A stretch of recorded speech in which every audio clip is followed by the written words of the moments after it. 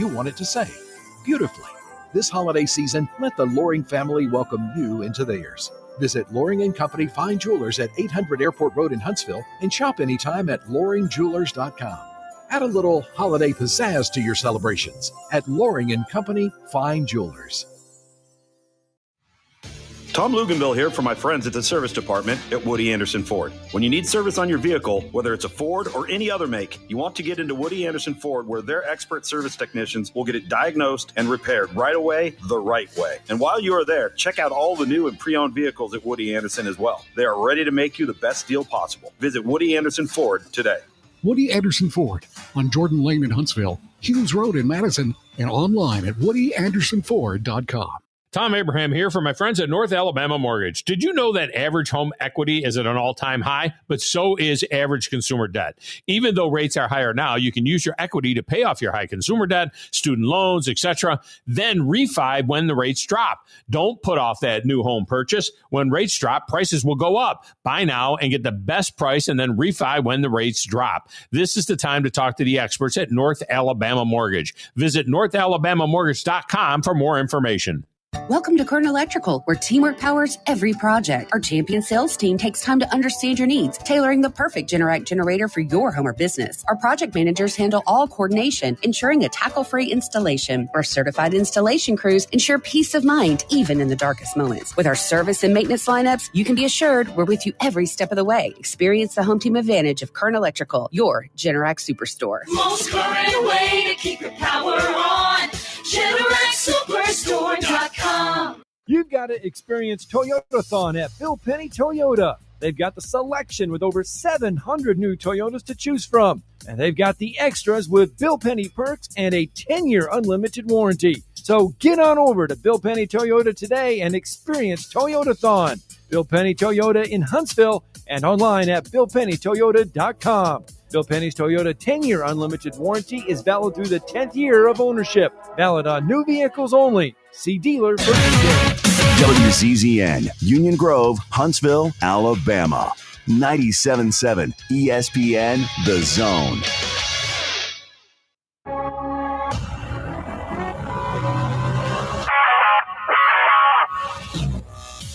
Scott Tyson here with your 97.7 ESPN The Zone Sports Minute. Monday night college basketball. North Alabama would erase an 8-point halftime deficit to grab the 73-66 road win over Jack State. Cornelius Williams' fourth double-double of the season to lead the Lions. College football news. Kentucky has named Oregon offensive coordinator Will Stein as their next head football coach, agreeing to a 5-year contract. Monday night football. Drake May would throw for 282 yards and 2 touchdowns as New England wins their 10th straight game, 33-15 over the New York Giants. Auburn officially introducing Alex Golesh yesterday as their next head coach.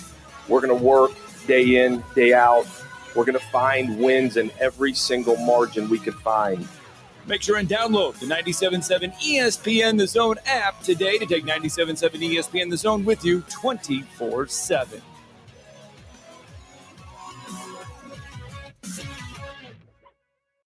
Johnson & Hayes Physical Therapy was built on treating athletes, and today we treat so much more. Whether you're a high school competitor, weekend warrior, or recovering from surgery, Johnson & Hayes pairs you with a dedicated therapist for one-on-one consistent care. We offer specialized programs in sports rehab, neurological therapy, pelvic health, post-concussion care, and more. Founded by lifelong athletes, trusted by top physicians across Alabama, Johnson & Hayes delivers results. Visit johnsonandhayes.com and get back to what you love.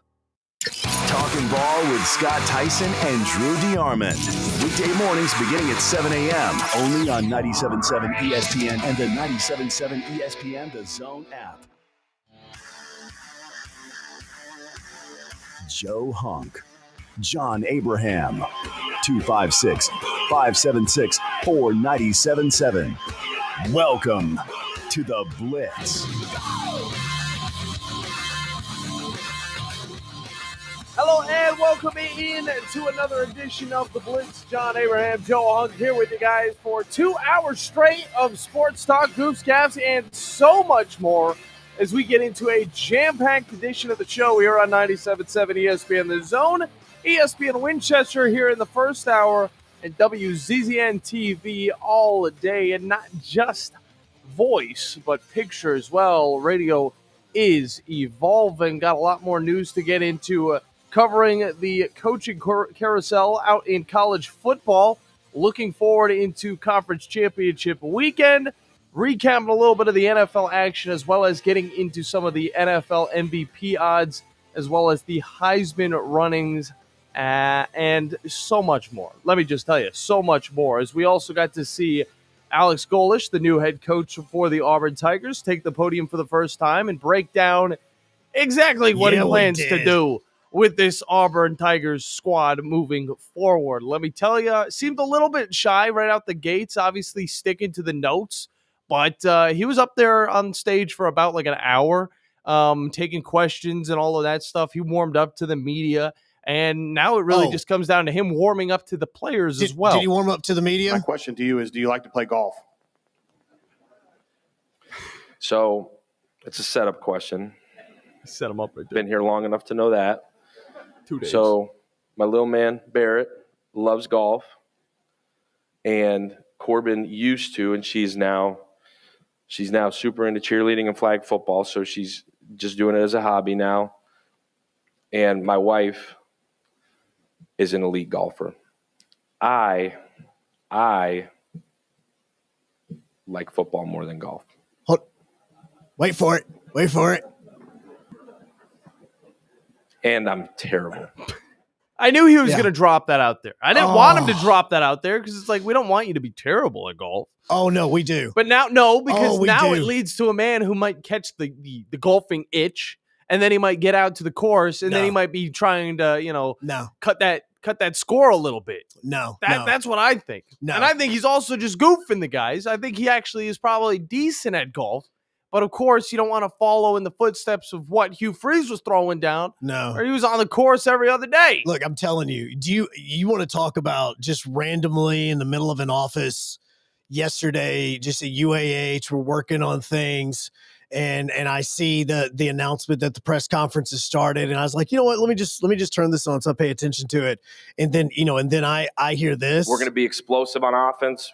We're going to play really fast. We're going to challenge teams in every imaginable way. We're going to run the freaking ball. We're going to be explosive. We're going to play really fast. And it's going to be a brand of football that's going to be fun to watch. Defensively, we're going to be just as fun to watch. We're going to be aggressive, create explosives, create negatives, create turnovers.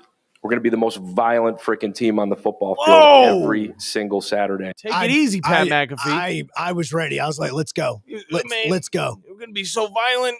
Freaking, we're going to run the ball. Everybody, hey, they love to run the ball. I'm getting heated already. So what is the difference between his opening speech and what we heard with Hugh Freeze? Credibility. I want Alex Golesh to be decent for the Auburn Tigers. I feel like a good Auburn team leads to a better SEC. Obviously, you want more competition, and Auburn already, very competitive team, regardless of their record. But again, this is a lot of the smoke and mirrors right now. There isn't the actual play on the field. So what he says right now isn't going to be accountable until he puts a product on the field that's actually winning games. So I get it. He's going to hype you up. Any Auburn fan who wants anything that isn't Hugh Freeze is going to be hyped up from this guy. But still, there's a lot to be shown, and he's got to first focus on retaining most of these players and some of this coaching staff at that. The first thing I will always say when it comes to Auburn is this is all going to be based on how much the boosters are actually going to back him, because he has a track record as an assistant, and even now with what he's done at USF as far as that program has grown. And we heard Jay Richer yesterday talk about what he walked into when he was at USF. We have seen that. But for me, it does go back to the word that I was saying when you asked the question is credibility. I mean, as far as a quarterback in particular is concerned, because Golesh has mainly coached tight ends. Like, that was his main focus. Yeah. But he's going to be bringing his offensive coordinator, Joel Gordon. He's also going to be bringing his quarterback analyst, which is going to become the assistant quarterbacks coach, in Hayden Kingston. And so you're focusing on that. And let's be honest, today, because a lot of times on Tuesdays we do focus a little bit more on the NFL, even on rosters, regardless of starting position, Alex Golesh has more quarterbacks on an NFL roster through his first 4 or 5 years as an assistant coach and a head coach than what Hugh Freeze has ever had. And they're quarterbacks that you wouldn't expect would be in the NFL. He made Joe Milton look good. Yep. Who thought Hendon Hooker would be as good as he was whenever he came into the college level? Joe Milton, he was all gas, no brakes for every wrestling fan. He's all gas, no brakes. He still is. Like, man still doesn't have a changeup. But that is why that if he's able to turn this happening, yes, he did recruit Nico, which honestly, Nico hasn't had a horrible season in UCLA. And again, that's all about family and everything else with him. You have seen Dylan Gabriel. John knows how well that has been going with Cleveland. Now, obviously, he got injured and he's lost the starting position. Still, NFL quarterback, serviceable third string, yes, maybe. But and then look, Hendon Hooker is still. I will say that I still don't think Hendon Hooker is 100% from the injury that he had in Golesh's second season at Tennessee, but Hendon Hooker was almost a Heisman contender. If he doesn't get hurt against South Carolina, he's in New York. Like, it's that good. Dylan Gabriel, you're talking about a guy that has a track record of developing players. That right there is 10 times more than what Hugh Freeze has ever done. He did not develop players. He did not think about it. I told Brody, because Brody was here today. God love him. Man was sick. I appreciate him coming in. Always a good dude. But I am more excited about the future of Auburn football on December 2nd, 2025, than I truly can say that I have probably been about Auburn football my entire life. Really? 100%. You've been alive for a minute. You've got to see the ups and downs. I'm not Tom old, but yeah, I've been up for a minute. But look, all the way through, my childhood. That's why we talked about this yesterday. If you missed it towards the end of the show, like, you go back and watch, Auburn, you have to go almost back to World War II to find the last time that Auburn had to replace a head coach because the head coach left for a better job or for a promotion. Now, Shug Jordan retired, so that I don't know if you really want to count that in 1975. But even if you do count it, that's 50 years. Mm-hmm. For 50 years, Auburn has never had to replace a coach because something good happened to him. Pat Dye had to leave because of all the allegations and everything else that happened. Terry Bowden was fired in the middle of the season. Tuberville was fired. Chiswick was fired. Malzahn was fired. Like, you could go through. Everybody gets fired at Auburn. Like, you are in a position that has never been like, man, I really wish he would stay, but good for him for going and getting a better job. Auburn fans don't know what that's like. Alabama fans don't know what that's like because they're at the top of the mountain and you're almost crazy to even think about leaving. Yeah. Like, it really is. Like, you go to Alabama to retire. And that's why I thought all of the comments about Kalen DeBoer going to Penn State were a little bit ridiculous. But now you got to think about where Penn State is at. Everybody's getting their coach now that Lane Kiffin has moved on. The SEC is kind of solidified moving forward. But what's Penn State going to do? Where are they at with their coaching search? Because, again, they were like the first ones in this whole thing. Getting rid of James Franklin, he instantly hops over to Virginia Tech. And now we're looking at a Penn State team who once, last year, was deep in the playoffs and now is scrambling for a head coach. We'll be talking a little bit about that. We'll also be talking a little bit of Ole Miss's situation with Ben Garrett on the other side, second segment of this first hour. Ole Miss Spirit on 3. He's going to tell us a little bit about what Pete Golden's going to do in his first head coaching job. Of course, Alabama fans know a little bit about this dude, as he was the defensive coordinator, linebackers coach for a couple of years. And, he went on to go and coach at Ole Miss, kind of similar to another coach that we saw coach at Alabama, then move on to Ole Miss. But, where are they going to be moving forward? The whole Lane Kiffin situation in general. How did that exactly pan out? We know a little bit. Oh, we know the outside story that seems like a soap opera that you love to just talk to your girlfriend about. But how is that going to pan out over at LSU? Is he going to let the fans affect him moving forward? Because, of course, we're talking about a guy that's done exactly what he wants. He's had the backing of the fan base. And then after 6 years of successful seasons, not national championship or playoff seasons, but successful seasons. For Ole Miss, amazingly successful seasons. Gets booed, gets the finger while he's walking up to his jet. And that stuff will affect the coach moving forward. Because now, whatever you do at LSU, if you have an amazing time at LSU and then you decide to move on to do something else, the way that you leave can determine how history books will put you out there. There are very, very, very few jobs that are better than LSU. But I still believe that there was a part of Lane Kiffin that was still wondering what you just talked about, is if DeBoer was going to leave. Yeah. Because I believe that Lane would have another reason he was holding out was because he was still sitting like, what if I take this LSU job and then literally DeBoer leaves and now because they lose to Auburn and that's what I'm saying. Way out. So this whole thing of, he wanted to find out if Ole Miss was going to be playing in the SEC championship. Yeah, I believe that was some of it, but I also believe that there was probably somebody behind the scenes of like, look, there still is a chance if Auburn beats Alabama, there's still a chance that he may leave just because he wants a different scenery. And then Lane's going, well, look, Alabama's the job. Like everybody knows their job, that they say, I'm not going to move unless X calls. Like that's it. For Lane, I think Alabama was X. And at this point in time, he was holding out to see, okay, let's wait. And then when it didn't happen, he goes, all right, cool. Let's go ahead and do the LSU thing because we know that I am not, the Alabama job's not going to be open for at least another year or two at the least. Well, now it's interesting because we're seeing a 7-year contract for Lane Kiffin. Obviously, he's going to get paid millions and millions of dollars.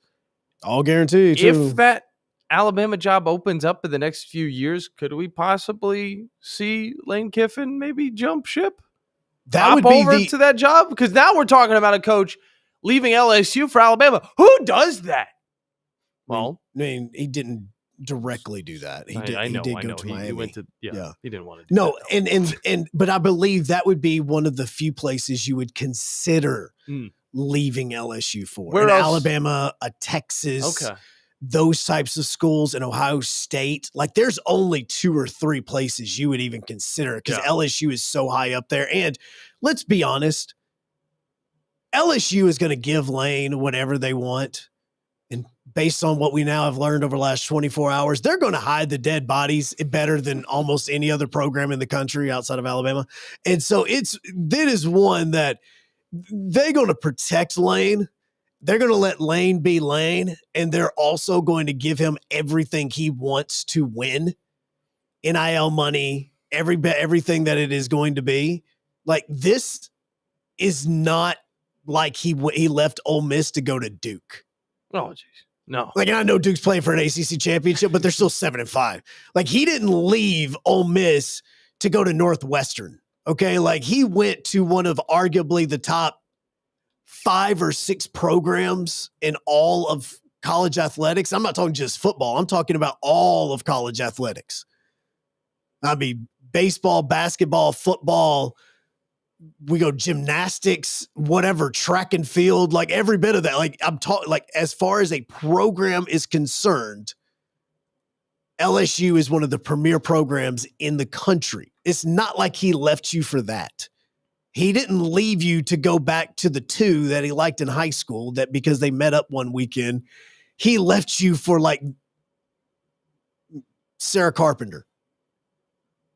Sabrina Carpenter? Sabrina Carpenter. That's a good. See, there you go. Good, yeah. Yeah, I mean, I don't know. See, you can tell I don't know who she is. Sarah Carpenter. I was like, is this something from like Alien? I don't know. I feel like Sarah Carpenter is it. Yeah, like Mummy. That is who he left you for. Yeah.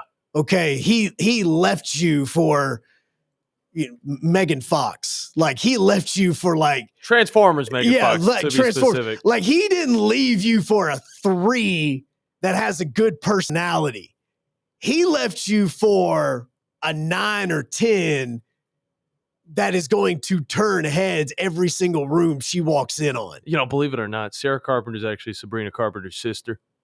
Wait, are you for real? Yeah, I'm for real. Okay, that does sound like a Lane thing, actually. Interesting. That kind of does. He may have slid into Sarah Carpenter's Snapchat. I think he was dating Sarah Carpenter, again, quotes, dating Sarah Carpenter, dating Ole Miss. Apparently dating a lot of people. And then decided to jump ship to the sister, Sabrina. Yeah. No, see that would actually be a Lane move. Yeah. But see, that's what I'm talking about. Like you think of the most hottest, Millie Bobby Brown, like hot.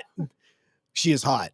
Okay, Millie Bobby Brown. I can't, dude. I can't. You can't. Why? Because I watched her as a child, and now she's grown up, and now she's got a kid, and I'm just like, dude. How do I watched Christina Ricci as a child. Whew.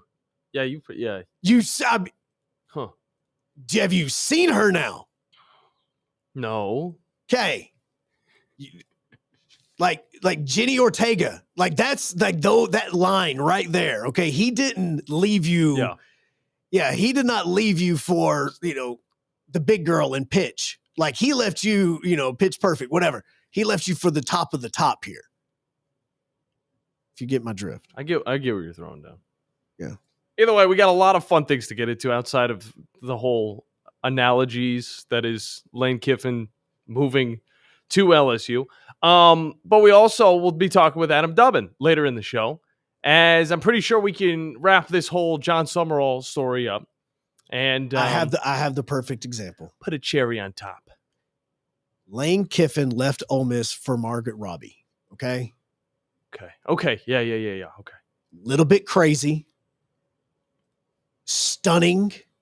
Can literally be whatever you want it to be, but at the same time, you also realize that there's a possibility that you may end up in a ditch somewhere. Okay.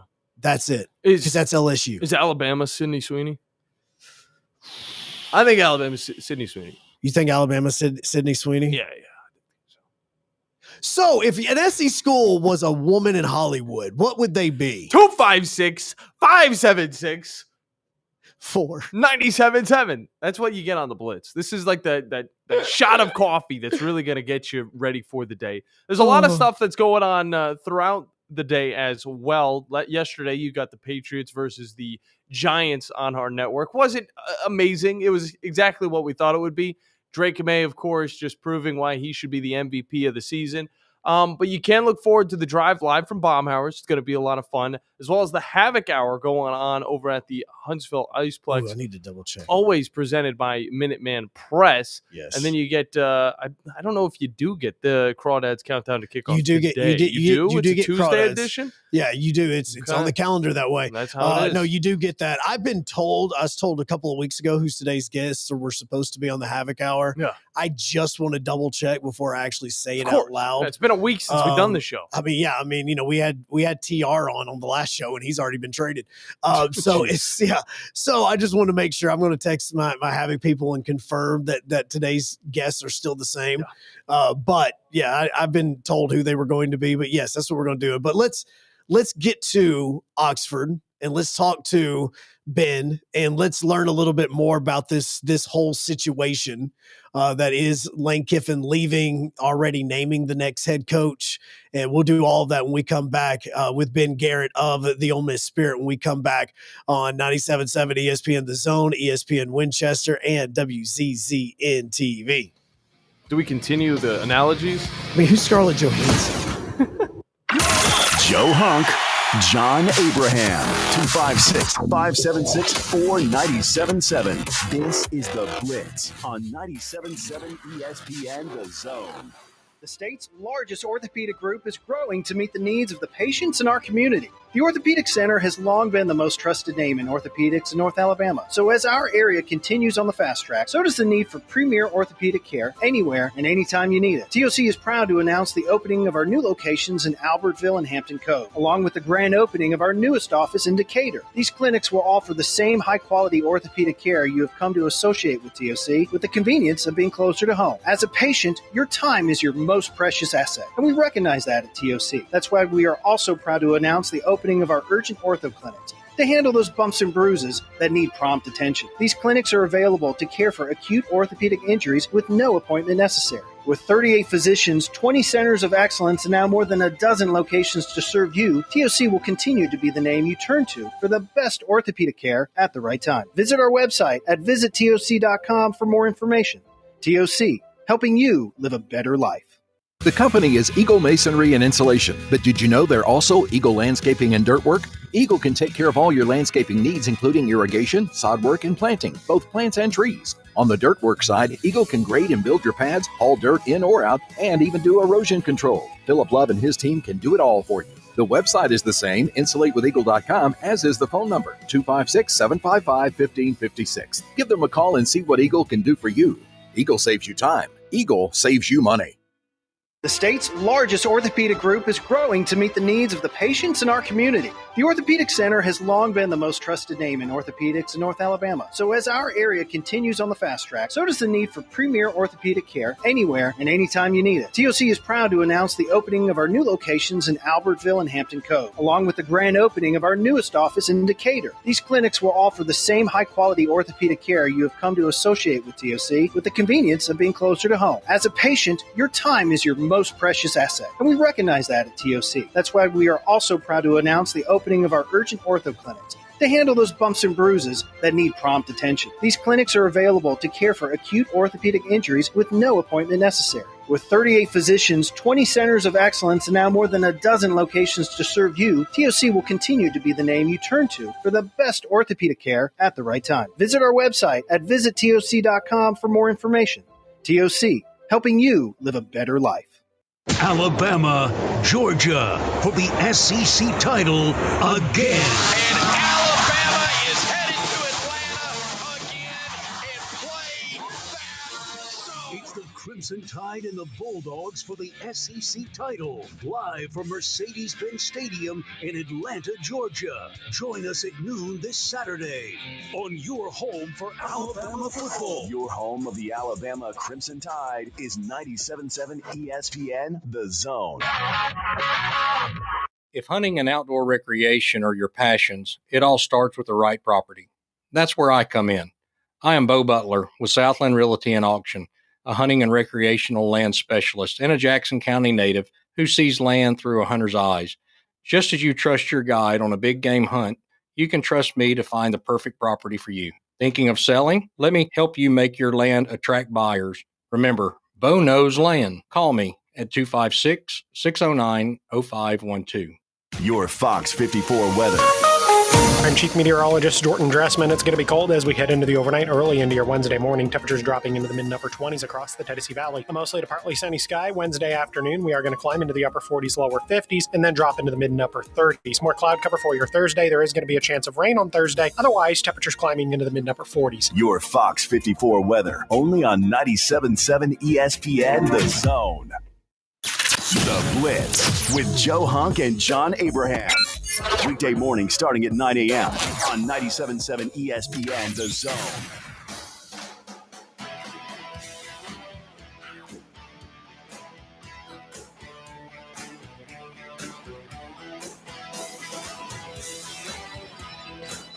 Welcome back into the Blitz here on a Tuesday on 97.7 ESPN, The Zone. Make sure you guys remember that, as always, we are presented by Fleming Roofing and Restoration, the guys you need to talk to about all of your roofing needs. If you're having any roofing problems, make sure you look them up online at FlemingHSV.com to fill out that free quote today.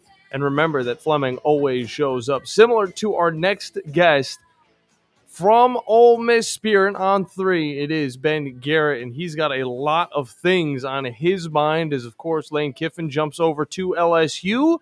And Golden comes into the head coaching spot moving forward. and there are a lot of questions going around. Maybe even Eli Manning might go and get into the fold going into this playoff season. But Ben, how are you doing today, sir? Guys, I'm living the dream, the absolute dream. How are y'all? That sounds way better than I think majority of other Ole Miss people would be saying right now. So I love this. Hey, we're above ground, bro. God is good. We can't be worried. We're too blessed to be stressed. I don't disagree with you as far as that part is concerned. You're still a college football playoff team. You're still looking forward to every bit of that. But like, how does the city of Oxford, how does the university, how does all of that, those people feel today moving forward now that everything has kind of happened and you know the direction of the program, at least for the foreseeable future? Well, there's a sense of relief more than anything else.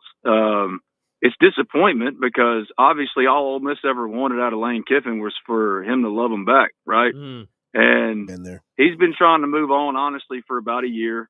I think after the 9-3 season, even though they lost by double digits, I mean, they lost as a double-digit favorite to two teams, mostly because of him and his decision-making. The best Ole Miss roster ever, go 9-3, miss the playoffs. I think right then and there he kind of decided that it was time to move on for him. And maybe that at Ole Miss, he decided, even though it was his own fault, well, I just can't do it here. If it's the best, even though it's the best roster. So he's been working on this. But like when LSU came open 3 years ago, man, he wanted it then.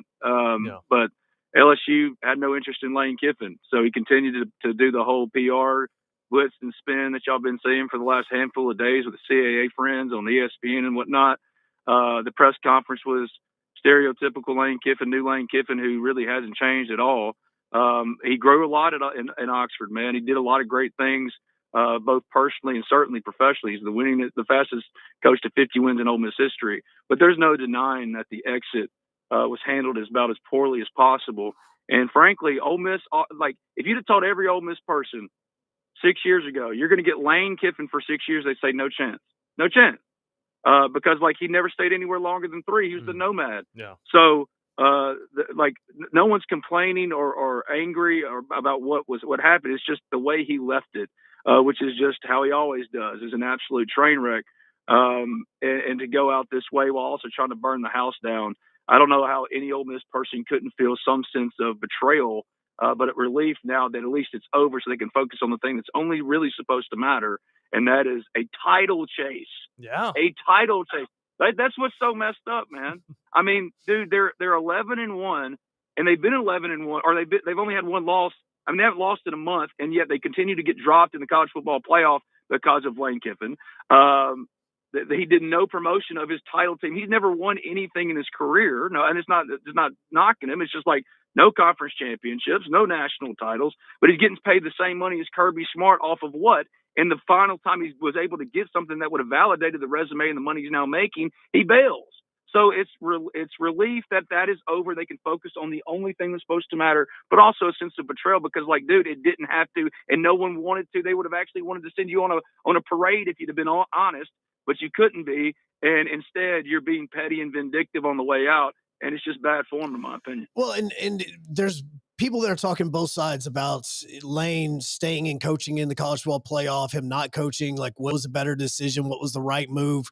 Like, what are your feelings about that? About, which way this eventually went, and actually who is telling the truth on this about who wanted it to stay, who didn't want him to stay, and everything that's going around with that. Let me answer your question with a question. If I ask you, who do you believe? Are you going to default to Lane Kiffin first?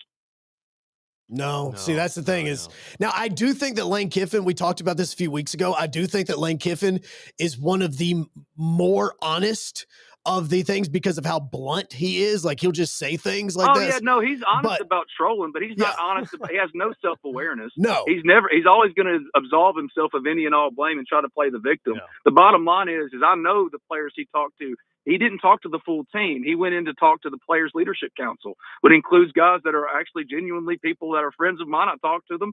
I can list off a handful of them just not to expose who might have told me all this. Absolutely. But Bryson Sanders, Austin Simmons, TJ Daugherty, Dejon Stribling, I could keep going on and on with players that are on that, but it's a select few of players. It's a leadership council. And after Keith addressed them before the big team meeting, when all of this stuff was kind of crescendoing on Sunday, Lane, of course, tried to come back, and they said, dude, just leave.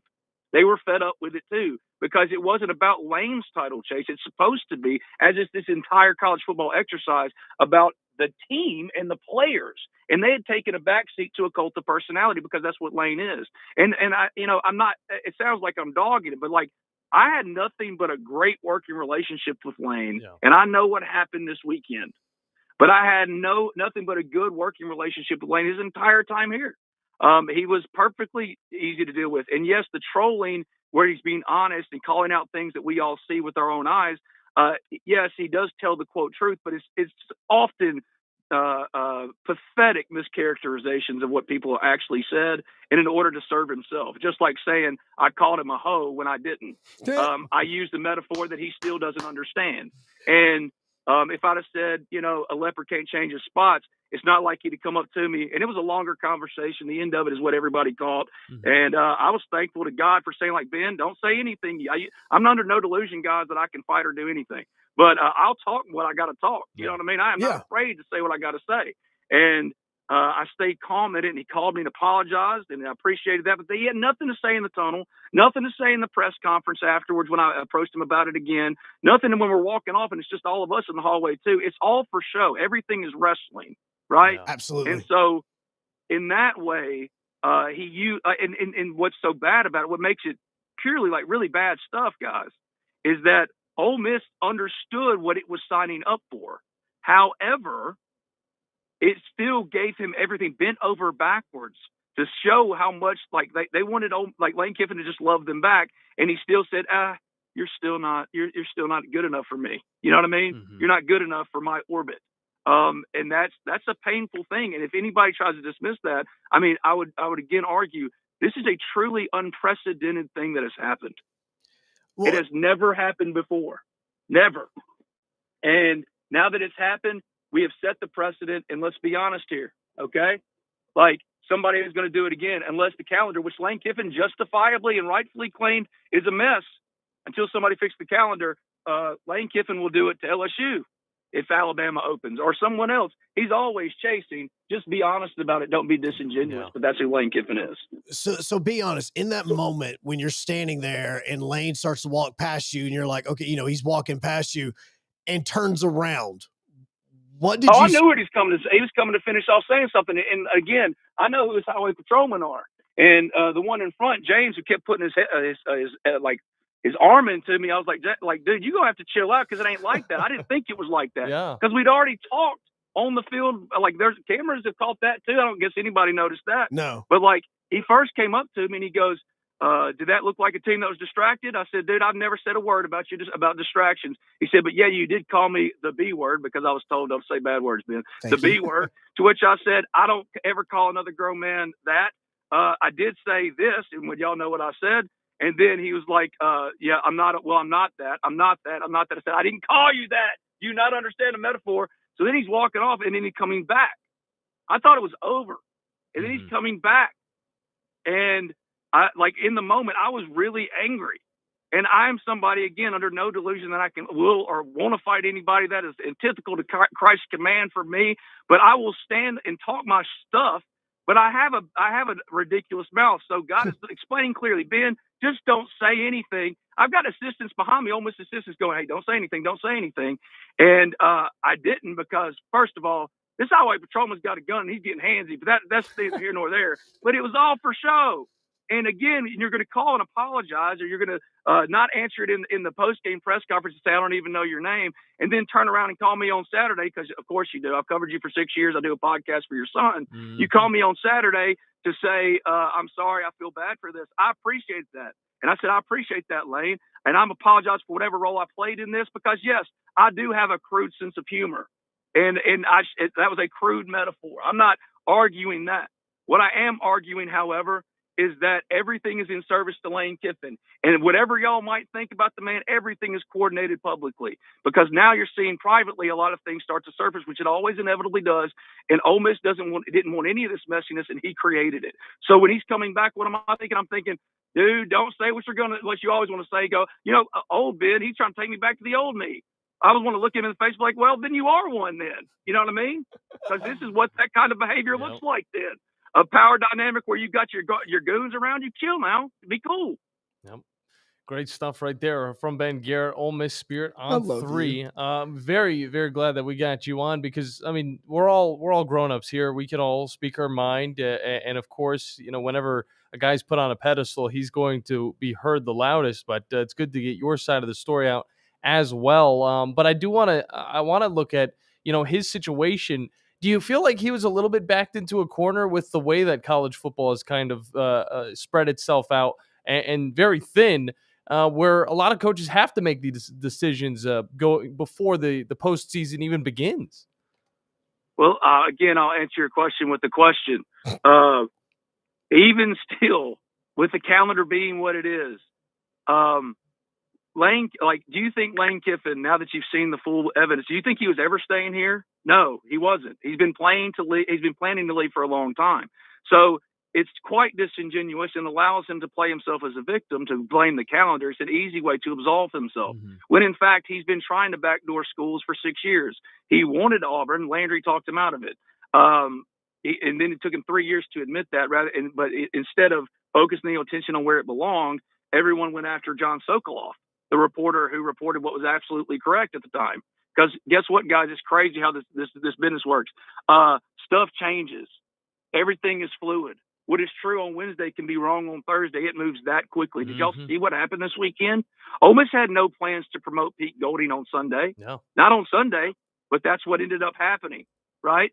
Ole Miss was just as much a victim, if we're going to play victim, to the calendar as Lane Kiffin. He just wanted to have his cake and eat it too. And that's not how this works. You can't allow LSU sitting head coach, one of your rivals in the conference, to spend a month with your players, because you're going to have to renegotiate with all of them anyway in a month. Get a head start on that. Recruit his own roster. Like, all of the recruiting moves he's making right now for signing day on Wednesday are purely petty and vindictive reasons. He's trying to hurt Ole Miss. He'll tell you that in private, and then he'll go publicly and say, oh, well, we're just doing the – okay. At the end of all things, if it was really about the players, you would have been honest and said, I'm going to ride out with these players until the end of the season, no matter what. If other schools want to wait on me and talk about it, we live year to year, and I'll be here when that happens. But I'm with these guys. These are my guys. He never said that. It was just about, don't disrespect the players by asking me about the brazen moves of sending my family on information gathering trips to Gainesville and Baton Rouge. Like, don't piss down people's leg and tell them it's raining. Yeah. All looking forward to the postseason now. Of course, Ole Miss going to definitely be within the top 10 of the polls coming out tonight. You would think so. How does this affect it? Yeah. Go ahead on that. I mean, come on. I mean, they haven't lost a game in a month. Their only loss was a single-digit loss at Georgia. And yet, if the logo had the tiger on it, which is all Lane was really chasing anyway, because Ole Miss would have matched any money. They already told him that. He had an extension on his desk for almost 3 weeks at $13.5 million a year. He's making less money at LSU. And he'll say, well, that's because I don't make decisions based off of money. Well, Ole Miss had given you everything from an NIL standpoint too. At the end of the day, just admit what it is. You were chasing a logo. And if the logo wasn't Ole Miss, there's no way if it was LSU, Georgia, Alabama at 11-1, only lost to Georgia, would they fall any spots? Let me ask you, would Georgia be at worst number 5? And we're talking about whether Ole Miss should be dropped out of hosting a home playoff game. Yeah, that's the spirit of this thing. Punish the people for the reward based off the actions of a narcissist. Make that make sense to me. Let me ask you, and I'm curious because the way the new NCAA rules are, because yes, the rankings are going to come out tonight. Obviously, they're not the final ones. But based on the way the NCAA rules are in 2025, now that Pete Golding has been named the head coach, players in 5 days can enter the transfer portal. I know that you said you've talked to players, and obviously there are players that wanted Lane to leave and there were players that wanted him to stay. Do you think that there's going to be a number of players that that are going to enter the portal in 5 days or 4 days now?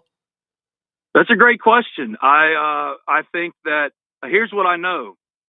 These players are not contracted through Lane Kiffin. They're contracted through Ole Miss in its NIL arm branch, which is the Grove Collective. Fulfillment of that contract includes playing in the playoffs. So if they want to get paid, if just on a basic business, if it's just business, if they want to get paid, they got to play. We used to always say, well, it's pay for play. That's illegal. That's all this stuff is now. Yeah. Yeah, 100%. So, but taking the money component out of it completely, I just find it insanity that players who've been working out at 5 a.m. in June, June, Monday, Tuesday, Wednesday, Thursday, hot as heck, running them stadium stairs to get to this moment would voluntarily give up a title chase. They can go chase a hypothetical title at LSU next year, but what is real is that Ole Miss can win a title with single-digit wins right now. I find it incredibly implausible, if not downright idiotic, to think that any player of consequence, let alone his starting quarterback in Trinidad Chambliss, is starting running back in Keywan Lacey. I'm not talking about in January. It's year to year anyway, guys. They're going to have to renegotiate with all of them cats anyway. You know what I mean? Mm-hmm. But when it comes to the playoffs, if they want to get their money, but also if they want to show that they're really about what they say they're about, which is the final end goal, I would be shocked if they would voluntarily give up the title chase just out of loyalty to Lane Kiffin. That would tell me more about them than anything else. And I don't foresee any of that happening. Could it happen? Of course it could. Yeah. Just as Lane Kiffin could be leading Ole Miss to an Egg Bowl win on Friday and being introduced as LSU's head coach on Monday and leaving a playoff team unprecedentedly with a chance to win his first title, but still getting paid Kirby Smart money for the hypothetical that is Lane Kiffin. Make this make sense. It's been Ben Garrett from Ole Miss Spirit on 3. Ben, appreciate your time as always. You do a great job. Let the people know where they can find your work and follow the rest of the season with the Ole Miss Rebels and carrying over into the basketball as well. The Ole Miss Spirit, OwenSpirit.com, affiliate of On3. Sign up today for $1 at Spirit Ben on Twitter. I am Spirit Ben on Instagram. Talk of Champions podcast, wherever you get your podcast, YouTube, whatever. I want everybody to know something very clear. Even with all the things that happened, with Lane coming up to me like he did, he called and he apologized. I accepted it, and I apologized for my role in it as well. And he texted me later that evening to give you an idea of who Lane is, man. Because it's hilarious because he's objectively an hilarious human being. Yeah. You know what I mean? Dude's funny. At 7:15, I'm at a Friendsgiving. I get a text from Lane Kiffin. It's one of the memes that are out there, and he's picking up the hoe hat and picking up the housewife hat with the caption "LOL." While everybody else is freaking out around him, this is what he's doing. I sent him one back. It was me and him back to back, like Pretty Woman, like the Pretty Woman cover. You know? Yep. It was like. And I said, yeah, it's wild out there in those streets right now, bro. And that was it. And that's the last thing I have said, like Lane Kiffin and I have said to each other since. But it just tells you it's not about the we when it comes to Lane. It never has been. And that's what this was always ever about. He would just wanted to coach his team and then to leave for their rival and burn it all down in a month. But now he said, well, then if you don't let me, I'm going to burn it all down now. And we're acting like he's the victim. Stop playing. No. Ben, appreciate you, man. Looking forward to our next conversation. Hopefully it's deep into the playoffs, but maybe it'll be a little bit sooner. And hopefully it's about football. Appreciate y'all. Hey, no problem. Again, you're above ground, man. It's a great day. Yes, sir. I do. Hey, God is good. We too blessed to be stressed. Y'all be good. Yes, sir. I do hope it's about football. I love it. Ben's like, man, he almost brought out the old Ben. I loved every second of that conversation. It's like those memes. Since we're talking about memes, it's like those memes of all of the 35 and 40-year-old moms right now that are like, you don't understand. I grew up on Biggie. You don't want to mess. You don't want 20-year-old me to come out. Trust me. No doubt. You don't. No doubt about I may be singing Bluey right now, but I promise you I can go Tupac on you. You can find all of Ben's work over at Ole Miss Spirit on 3. Does a great job covering the Rebels throughout the years, and he continues to do that because, he's loyal to them at the moment. Of course, And we're getting people right now on social media. Money might sway you a little left and right. And we are getting people on social media that are also saying the opposite of some of the things that Ben was saying, which I was going to read some of those when we come back as well, because honestly, I mean, again, we heard it straight from the man that was confronted about it and everything's happening. And you can kind of see a little bit into Lane's personality. Like, again, I talk about the honestness. Lane is very honest to an extent, and you heard Ben being honest about how honest Lane is. Mm-hmm. And so you could see how both things can be true at the same time. Like, things that you've heard and saw, yes, those are true, but it's also not the 100% true. It's based on the little evidence that you have. Just like we saw about the players. Yeah, he talked to players, and those players wanted him to stay. But he didn't talk to all the players. Yeah, it's called leaving out some of the details. Which, in all reality, that's the reason there is a leadership council. Every team has this everywhere. It's not just an Ole Miss thing. Every team has it because, again, when you have 10 or 15 coaches and one head coach, there's no way that you can get to all 120 some odd players that are in your locker room. Mm-hmm. That's why you have to have the select few that represent them. No doubt about it. 256-576. 97.7 is the number to get in. We're wide open leading up to Adam Dubbin in the second hour. Yeah, Adam, follow that. Yeah, it's going to be a lot of fun to finish out this show as we continue here on the Blitz on 97.7 ESPN The Zone, ESPN Winchester, and WZZN TV. Woo! Phone lines are open now.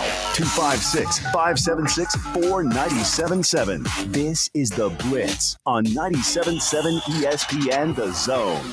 This is Brent Musburger's VSiN Action Update on 97.7 ESPN The Zone. Drivers who switch to Progressive have an annual savings of nearly $750. Progressive.com. Georgia Bulldogs bet up from a 1.5 favorite to a 2.5 favorite over Alabama in the SEC title game at Mercedes-Benz Stadium on Saturday. The total 47.5. Friday night, Troy visiting James Madison as a 21.5 underdog in the Sun Belt Championship game. In Conference USA, Jacksonville State hosting Kennesaw State as a 1.5 home favorite. 58.5 the total for the CUSA crown. In the NFL, Atlanta Falcons wide receiver Drake London is day today with a knee injury. Falcons plus 7.5 at home with the Seattle Seahawks at Mercedes-Benz Stadium. 43.5 the total. For more, go to VSIN.com. Mike Sennett, 97.7 ESPN The Zone. Your customers deserve the best, and so do you. You invest in your customers with your heart, soul, and skill. Well, it's time to invest in yourself with the next generation Cat 255 compact track loader from Thompson Tractor. After all, those who give their best deserve the best, and this machine has it all. With features that include a more powerful engine, tri-axle truck loading capabilities, a spacious cab, and a smooth ride for all-day comfort. Best of all, now Thompson Tractor is making that investment even better with our workhorse special. Get 0% financing for 36 months on the purchase of a new Cat 255 compact track loader that comes with a 3-year warranty. You also get a 74-inch bucket and 1,000-hour filter kit.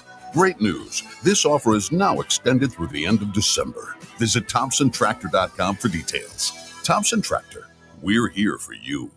Hey folks, Arthur Seed, managing partner at University Kia, letting you know we are proud supporters of Alabama and Auburn football. Swing by University Kia today and check out our huge selections of brand new Kias, including the spacious Telluride 8-passenger SUV, the slick new K5, the sporty Kia Seltos. We've got perfect cars for every lifestyle and budget. Visit universitykia.com to view all our amazing offers and get pre-approved amenities, because we want to see you in a Kia. Roll Tide, War Eagle. Mike Rowe here with a quick question. Have you noticed cracks in your drywall, chimney, or exterior walls? I hope not, because if you have, they could be indications that you've got a much bigger problem with your foundation. That's where AFS comes in, a groundworks company. They can honestly assess your situation and create a plan to stabilize your foundation. Schedule your free inspection at afsrepair.com/row. And while you're there, check out my latest dirty job. It's a good one. Licensed in all states where work is performed. See website for details. Hi, this is Wes Neighbors. I'm here with Sam Fleming with Fleming Roofing and Restoration. Sam, tell the folks about Fleming Roofing and Restoration. Hey, Wes. Our company, Fleming Roofing and Restoration, specializes in commercial and residential roofing and repairs. I'm a fifth-generation Huntsvillian, and our family's been doing construction business in Huntsville area since 1965. Sam, what kind of roofs does Fleming Roofing and Restoration do? Our guys are skilled enough. We can come out and address any kind of leaks or issues you might have on your commercial, on your metal roofing, on your shingles. We can do anything, and we can offer you a solution to repair it, or we can replace it. You guys also do insurance restoration. Our staff has 10-plus years of experience as insurance adjusters, and we really do know the inside and out of the claims process at Fleming Roofing and Restoration. Check out Fleming Roofing and Restoration online at FlemingHSV.com, or you can call or text them at 256-651-9440. Hey, Wes, we show up. SportsMed is the official team physicians of the Rocket City Trash Pandas. And if the pros trust SportsMed, you can too. SportsMed provides every service you might need for complete orthopedic care, specializing in orthopedic surgery, sports medicine, joint replacement, spine surgery, neurosurgery, and podiatry. And they offer their own brace shop, in-house full-body MRI, physical therapy, walk-in clinic, and so much more. 4 locations and on the web at sportsmedalabama.com. Your Fox 54 weather. I'm Chief Meteorologist Jordan Dressman. A mostly cloudy to overcast sky this afternoon. It is going to be chilly. Temperatures only climbing into the upper 30s and lower 40s, dropping into the mid and upper 20s as we head into the overnight. A mostly to partly sunny sky on Wednesday. We are going to be a little bit warmer. Highs climbing into the upper 40s, lower 50s, and then dropping into the mid and upper 30s as we head into the overnight early Thursday morning. Your Fox 54 weather. Only on 97.7 ESPN The Zone. The Tom Abraham Show. Weekdays beginning at noon on 97.7 ESPN The Zone and WZZN TV.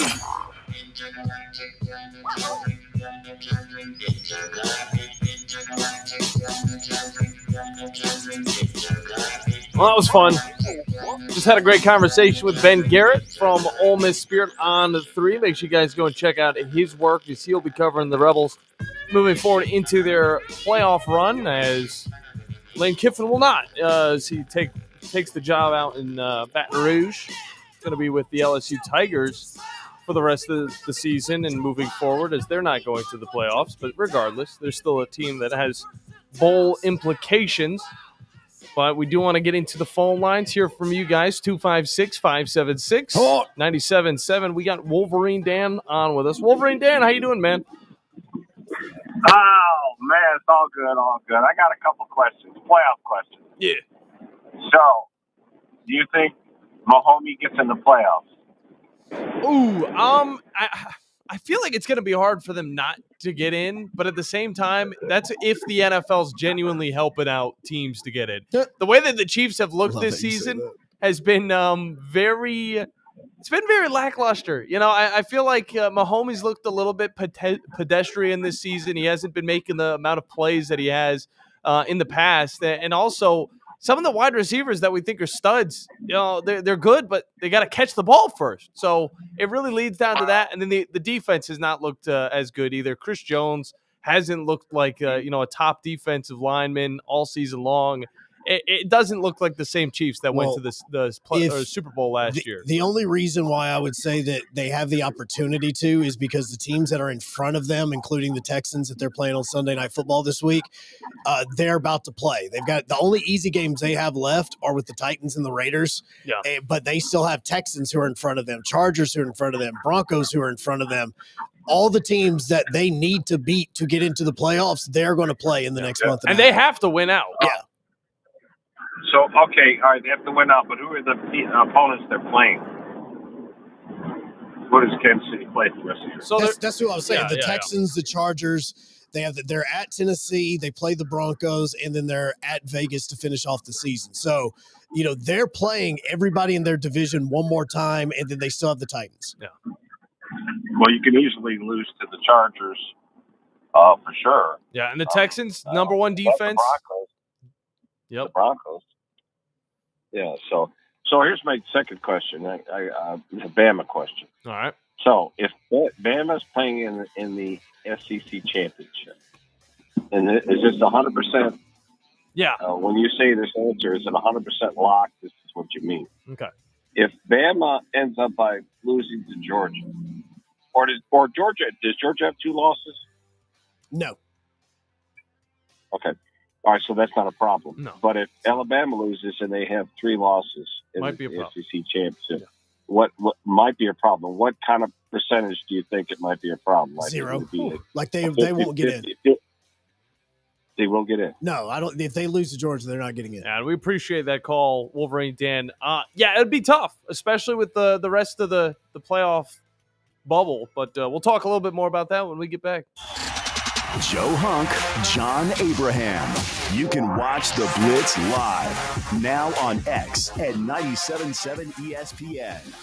By now, you know about Eagle Masonry and Insulation, and maybe you know that Eagle also does landscaping and dirt work. But how about after paint work? Shower doors, shelving, and mirrors, all taken care of by Eagle, the same Eagle that takes care of all your masonry, insulation, and landscaping needs. Eagle brings the same level of expertise to all these disciplines, and they're ready to provide you with a free quote. The website is the same, insulatewitheagle.com, as is the phone number, 256-755-1556. Give them a call and see what Eagle can do for you.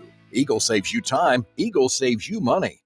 This is the 2025 SEC Football Championship game. And Alabama is headed to Atlanta again. Touchdown! Dogs are SEC champions. Join us Saturday as the Alabama Crimson Tide and the Georgia Bulldogs vie for the SEC Championship. And we are moments away. And as you might imagine, the energy level is super high. Kickoff is at 3 on your home for SEC football. Your home of the Alabama Crimson Tide is 97.7 ESPN, The Zone.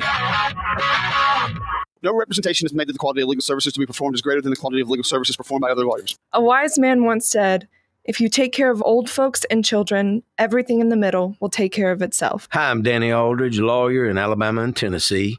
In the next 20 years, the number of those folks over 65 years of age will more than double. In our golden years, the most important goal is to be treated with dignity and have control over doing what makes you grateful with those you love. At the Aldridge Law Firm and the Legal Town Center, we're dedicated to help you with these goals, and we'll be there when life throws you those inevitable curveballs. Let us assist you with your legal needs, whatever they may be or become. You may reach us by phone at 256-534-3188 or online with Dan at danaldridgelaw.com. Just remember, we're here to help. Whether it's personal injury, wrongful death, fraud and cheat, or estate planning made complete, we're here to help. When Nashville does bowl season, it's different. On Tuesday, December 30th, we're serving up big plays and conference pride. Join us at Nissan Stadium when the SEC battles the Big Ten in the Liberty Mutual Music City Bowl, where the party hits harder than bowl season glory and football roars loud enough to rattle Broadway. Get your tickets now at MusicCityBowl.com. Brought to you by the Tennessee State Lottery. You've been paying on that life insurance policy for years, but maybe you don't really need it anymore, or it's gotten a bit too expensive. Well, before you just let it expire, let Neighbors Insurance Solutions share with you some alternatives that you haven't considered. Don't throw away something that still may have great value for you. If you want to learn more about what Neighbors Insurance Solutions can do for you, call 256-763-7693. A death benefit could be a life benefit. Learn more at 256-763-7693. This is Brent Musburger's VSiN Action Update on 97.7 ESPN The Zone. Drivers who switch to Progressive have an annual savings of nearly $750. Progressive.com. Georgia Bulldogs bet up from a 1.5 favorite to a 2.5 favorite over Alabama in the SEC title game at Mercedes-Benz Stadium on Saturday. The total 47.5. Friday night, Troy visiting James Madison as a 21.5 underdog in the Sun Belt Championship game. In Conference USA, Jacksonville State hosting Kennesaw State as a 1.5 home favorite, 58.5 the total for the CUSA Crown. In the NFL, Atlanta Falcons wide receiver Drake London is day today with a knee injury. Falcons plus 7.5 at home with the Seattle Seahawks at Mercedes-Benz Stadium, 43.5 the total. For more, go to VSIN.com. Mike Sennett, 97.7 ESPN The Zone. Your Fox 54 weather. I'm Chief Meteorologist Jordan Dressman. It's going to be cold as we head into the overnight, early into your Wednesday morning. Temperatures dropping into the mid-upper 20s across the Tennessee Valley. A mostly to partly sunny sky. Wednesday afternoon, we are going to climb into the upper 40s, lower 50s, and then drop into the mid and upper 30s. More cloud cover for your Thursday. There is going to be a chance of rain on Thursday. Otherwise, temperatures climbing into the mid and upper 40s. Your Fox 54 weather, only on 97.7 ESPN The Zone. Log on today, 977ESPN.com.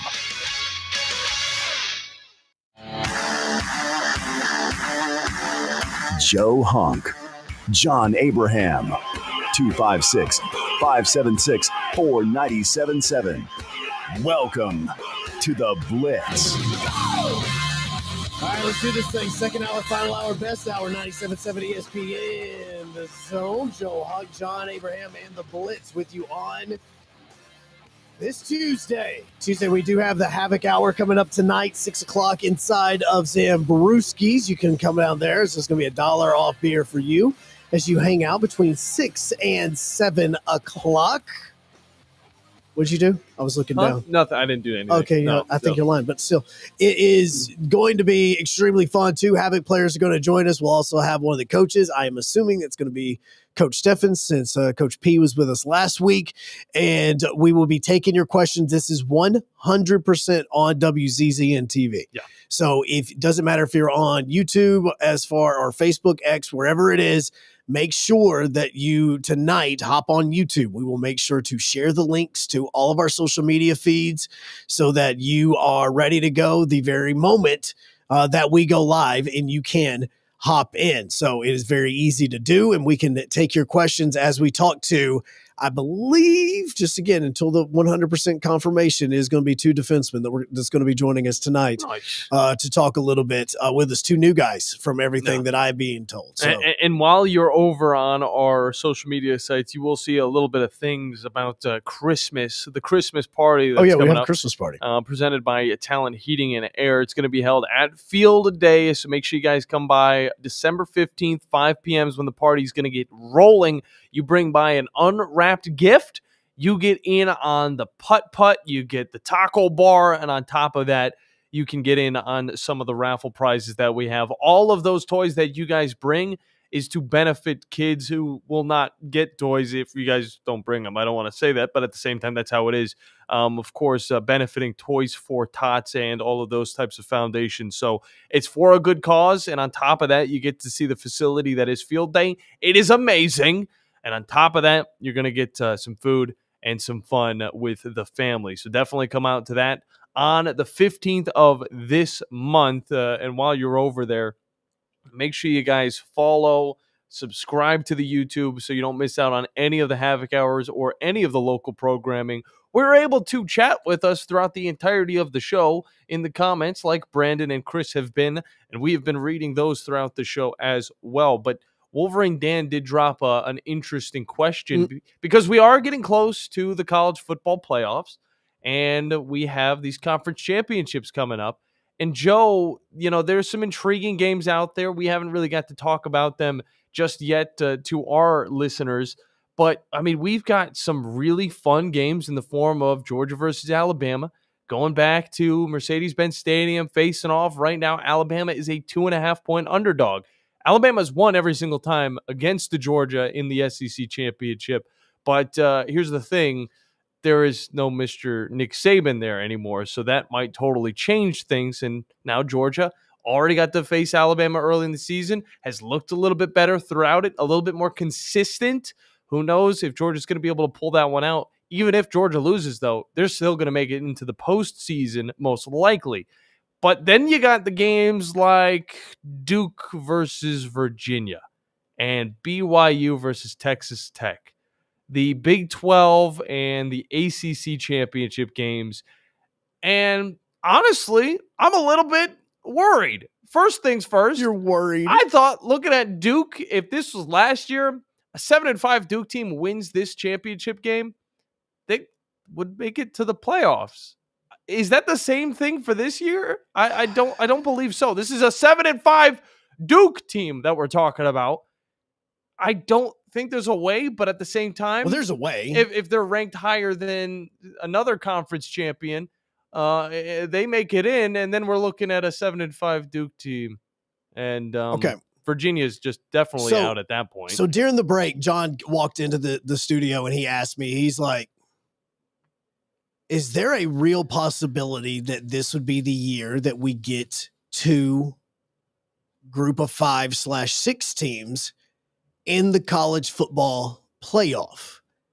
And so I said, okay, well, let's look at this from a guaranteed perspective, okay? And I'm actually writing this out as we're talking so that I have this documented, okay? Yeah. So let's go ahead and say the SEC champion is going to get in, okay? Like, we know whoever wins that game on Saturday is going to be in, regardless if it's Georgia or Alabama, whoever that is going to be.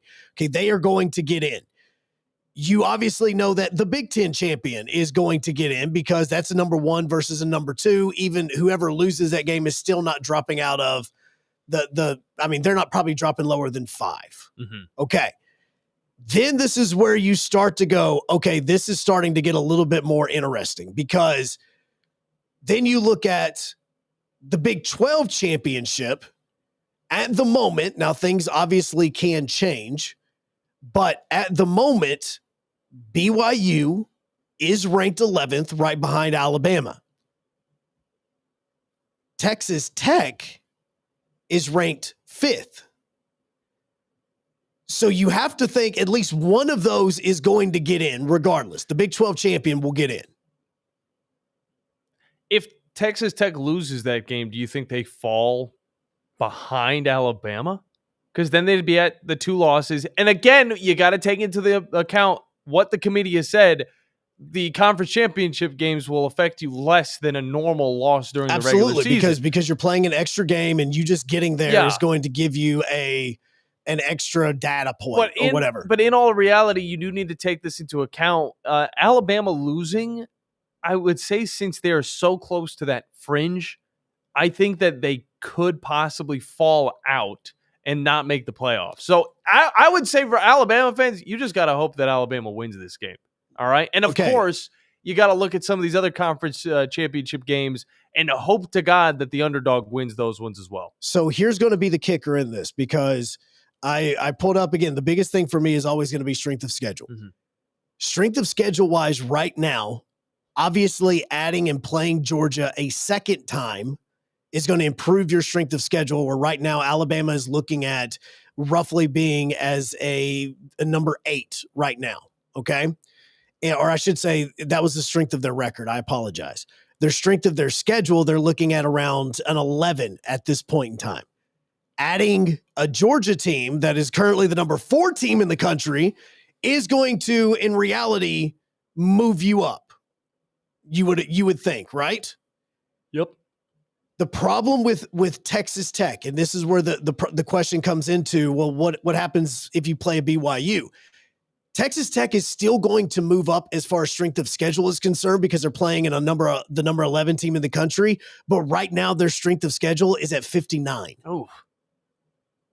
So comparing Texas Tech and Alabama, which Alabama would still then be a 3-loss team to a 2-loss, we may never even get to the data point that gets into a strength of schedule, because you look at a team that's only lost 2 games compared to losing 3. But that's what I look at, though. You got to take into account a loss from Texas Tech would hurt more than a loss, with Alabama losing to Georgia. So if BYU does win against Texas Tech, I feel like that's going to affect the Red Raiders more than a loss for Alabama against the Bulldogs, who are sitting at 4th. And I get it. People are going to look at, Texas Tech's 5th.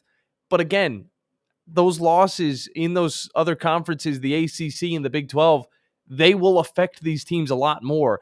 And here we're talking about these 2 teams that are playing each other. Where does that open up room for Utah?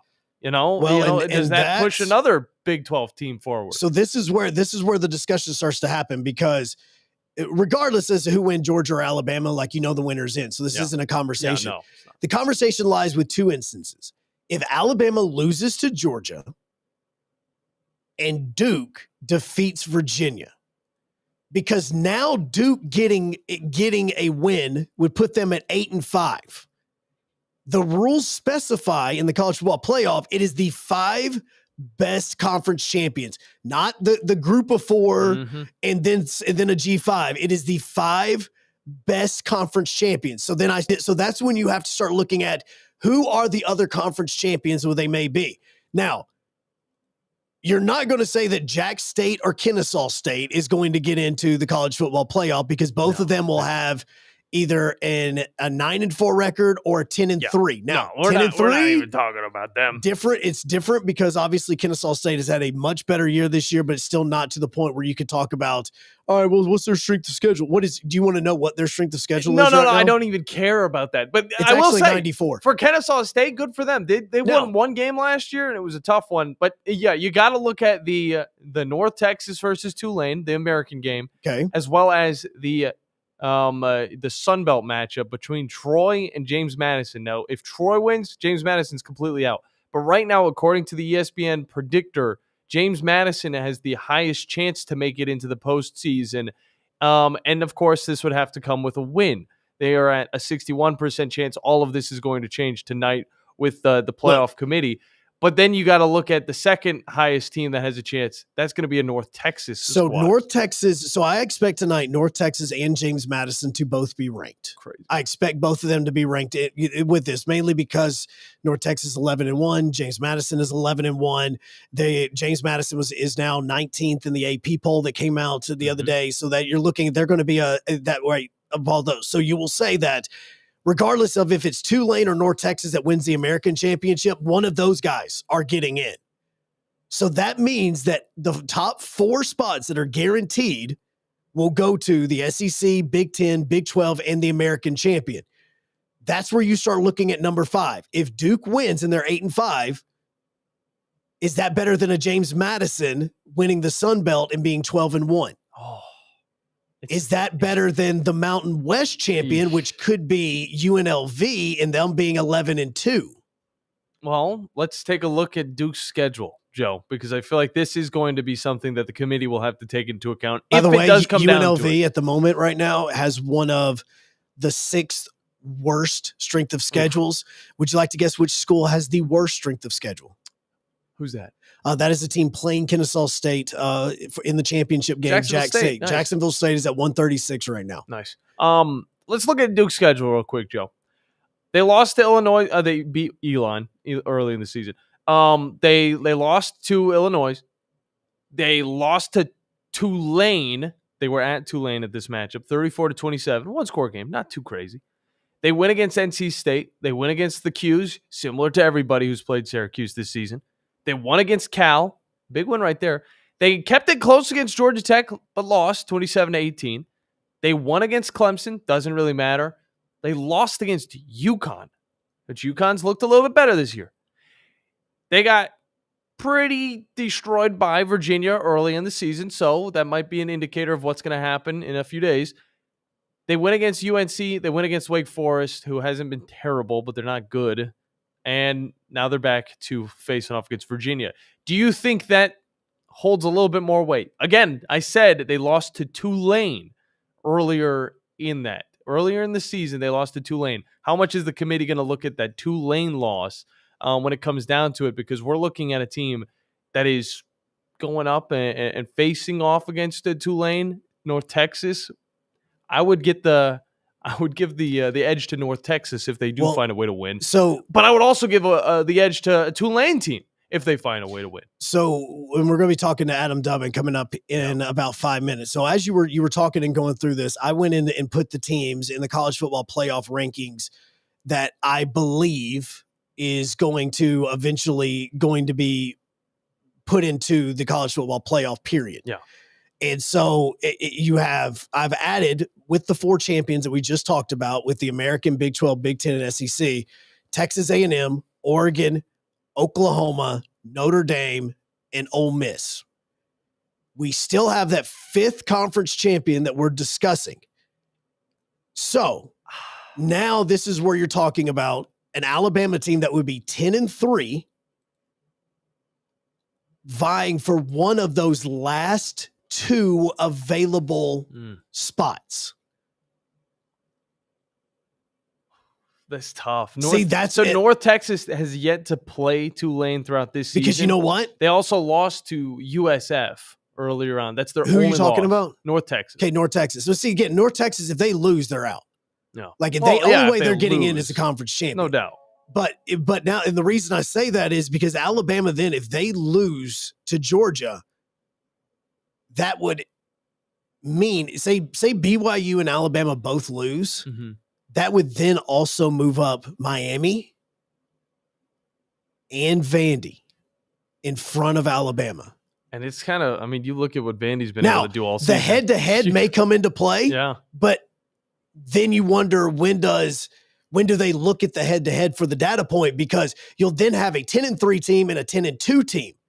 So that's where, do you put Vandy in front of Alabama or not? Because if you do, then Miami and Vanderbilt would be the last two teams to get into the college football playoff. No. And then that would mean that Vandy would possibly be going to, like, I just put Texas A&M in there, would possibly be going to Oregon to play in the first round of the playoff. It's going to be a lot of fun to see what the committee does tonight. Alabama's still sitting at 10. They get a win against an Auburn team. I mean, does this push them forward compared to a Notre Dame team winning against Stanford? I think, honestly, you can make an argument for it. How much would that help out Alabama now going into the conference championship? Just 1 point, just moving up one position. How much would that help out? There is a real possibility that you can have two non-A4s in between North Texas, Tulane, and James Madison. Two of those three could be in. Interesting stuff. And that one Tulane coach has got his plate full. Which, by the way, also good on Tulane, because Tulane even said, and John Summerall even said this yesterday, he goes, John Summerall said, I am not going to recruit any of the Tulane players that have already committed, or the players that have already committed to Tulane. And Tulane even said, you know what? We want John Summerall to finish this season out because of his character. Good man. And the fact that we know that he would not be doing anything to harm this program, that he will continue to coach it just as if he was going to be here next year. He's an honest dude. This is a good dude we're talking about. So again, it's the opposite of the whole Lane Kiffin Ole Miss situation, where Ole Miss was, oh no, you're out of here. Yeah. And again, doesn't matter which side you're on, it's not happening. Any other coach would, do exactly what John Summerall is not doing and not even think about saying sorry about it. I mean, they would just go on with their day totally fine. And maybe that might work against John Summerall moving forward. He might be too honest of a guy right now. We do love John Summerall. We do love him. But we will be talking to Adam Dubbin from Gators Wire on the other side, talking about John Summerall, new destination. And of course, that is Gainesville, as he heads down to be a Florida Gator. It's going to be a lot of fun on the other side here on 97.7 ESPN The Zone and WZZN TV.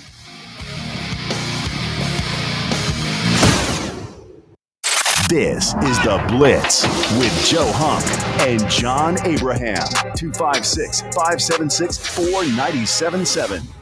Specializing in simple and affordable rentals, McCurry Van and Car Rental can make sure you have just the right vehicle for your next family vacation, weekend getaway, or if you just need transportation while your vehicle is being repaired. McCurry carries Ford Transit vans and Mercedes Sprinter vans, trucks and work vans, and more. And they offer discounted rental rates for long-term rentals. Now with 4 locations: Athens, Muscle Shoals, Coleman, and Huntsville. Log on McCurryRentals.com to make your reservation now. That's McCurryRentals.com.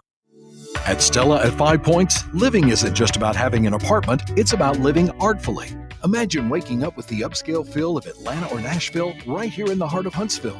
Modern, stylish apartments, open layouts, stainless steel appliances, and resort-inspired amenities. Nestled in vibrant 5 Points, you'll enjoy walkability, parks, dining, and quick access to downtown without the chaos. Stella at 5 Points. Live artfully.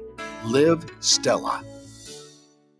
Isn't the story of the prodigal son an amazing story? Basically, a rowdy boy who literally wished his father dead, ran away, and consumed his wealth with hard and fast living. Yet the father looked for his return every day, and when the boy got tired of eating pig slop, he decided to return. What did the father do? As soon as he saw that boy, he ran to him, threw his arms around him, and killed the fatted calf for a great celebration. Hey, I'm John Dees, pastor of the Cross Point Church. If you're looking for a church home, come see us, smack dab across the street from the YMCA in Madison. There are only about 4,300 publicly traded companies on the U.S. Stock Exchange.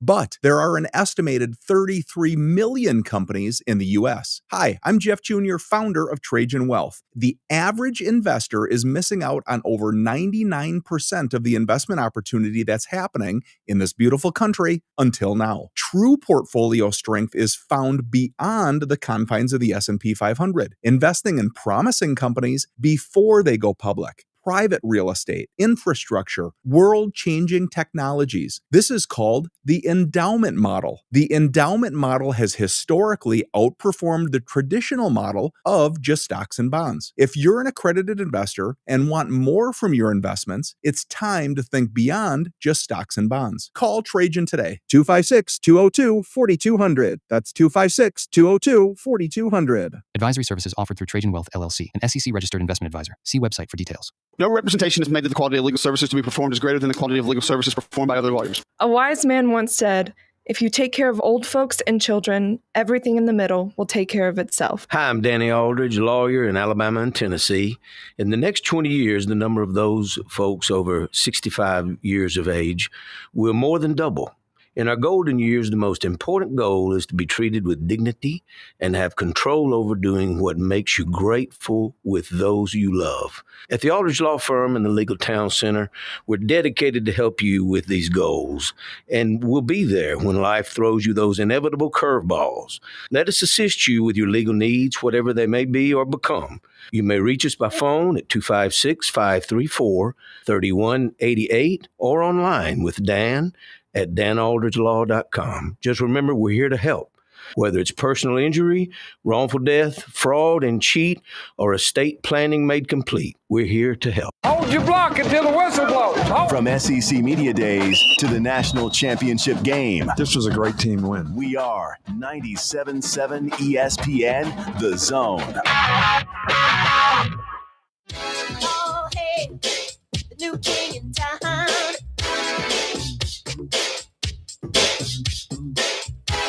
All right, it is official, and I'm wrong. It is good. We're gonna have one newbie tonight for the Havoc Hour. Nice. Jackson Camp and Craig McCabe are going to be on with us tonight. It just became official. The Havoc have sent out all of the images in there. McCabe was on with us last year, right after, I believe it was right after Valentine's Day is when he was on with us last year. But that is going to be coming up tonight, 6 o'clock on WZZN TV. John and myself, we still need to get John the ability to walk around with a microphone. So guests in the building can we've had that ability. Don't we have a wireless somewhere in here? Oh, we got plenty. Okay, let's grab one. No, I'll grab mine. Yeah, let's grab one. I'll grab mine. Okay, and then we'll have John walking around asking questions. It depends on how tired I might be. No, screw that. We'll have you. Fine. Then we'll get. I'm gonna have to ask for a little bit more money for that job. Bro, I barely make any money off of this, okay? Like, we're doing this for kicks and giggles here, okay? I was making scraps, my guy. I mean, seriously, we're doing this for gas, okay? Yeah. That's what we're doing this for. This is true. We also have some really interesting questions that are coming in. By the way, somebody did ask, Brandon asked about what Vanderbilt's strength of schedule is, because we were talking about how Vanderbilt could potentially be in front of Alabama when it comes to if Alabama loses or not. I want to say Vandy right now is in the top 15, maybe top 10 as far as strength of schedule is concerned because of who they have played so far. But he was also asking specifically about the out-of-conference opponents. With that, actually, they're 22. I apologize. Okay, that's not bad. They started off the season against Charleston Southern. They played Virginia Tech, got the win there. They won against Georgia State as well as Utah State, and then in the stretch in the second half of the season, unlike Alabama and Auburn and a few other teams like Georgia and on like that, they did not face off against any outside SEC opponents for the last 6 to 7 matchups. And I know that this is a conversation for a little bit later on, but Vandy has also scored 45 points in 3 straight games, and they are one of the hotter teams in college football right now. So no doubt that could be another argument in favor of the Doors. But it's not the Doors we're talking about right now, because our local man right here from the city of Huntsville, John Summerall, is going to be heading to Gainesville to be the brand new head coach of the Florida Gators. And John, I think we need to go down to Gainesville and talk a little bit about that with Adam Dubbin.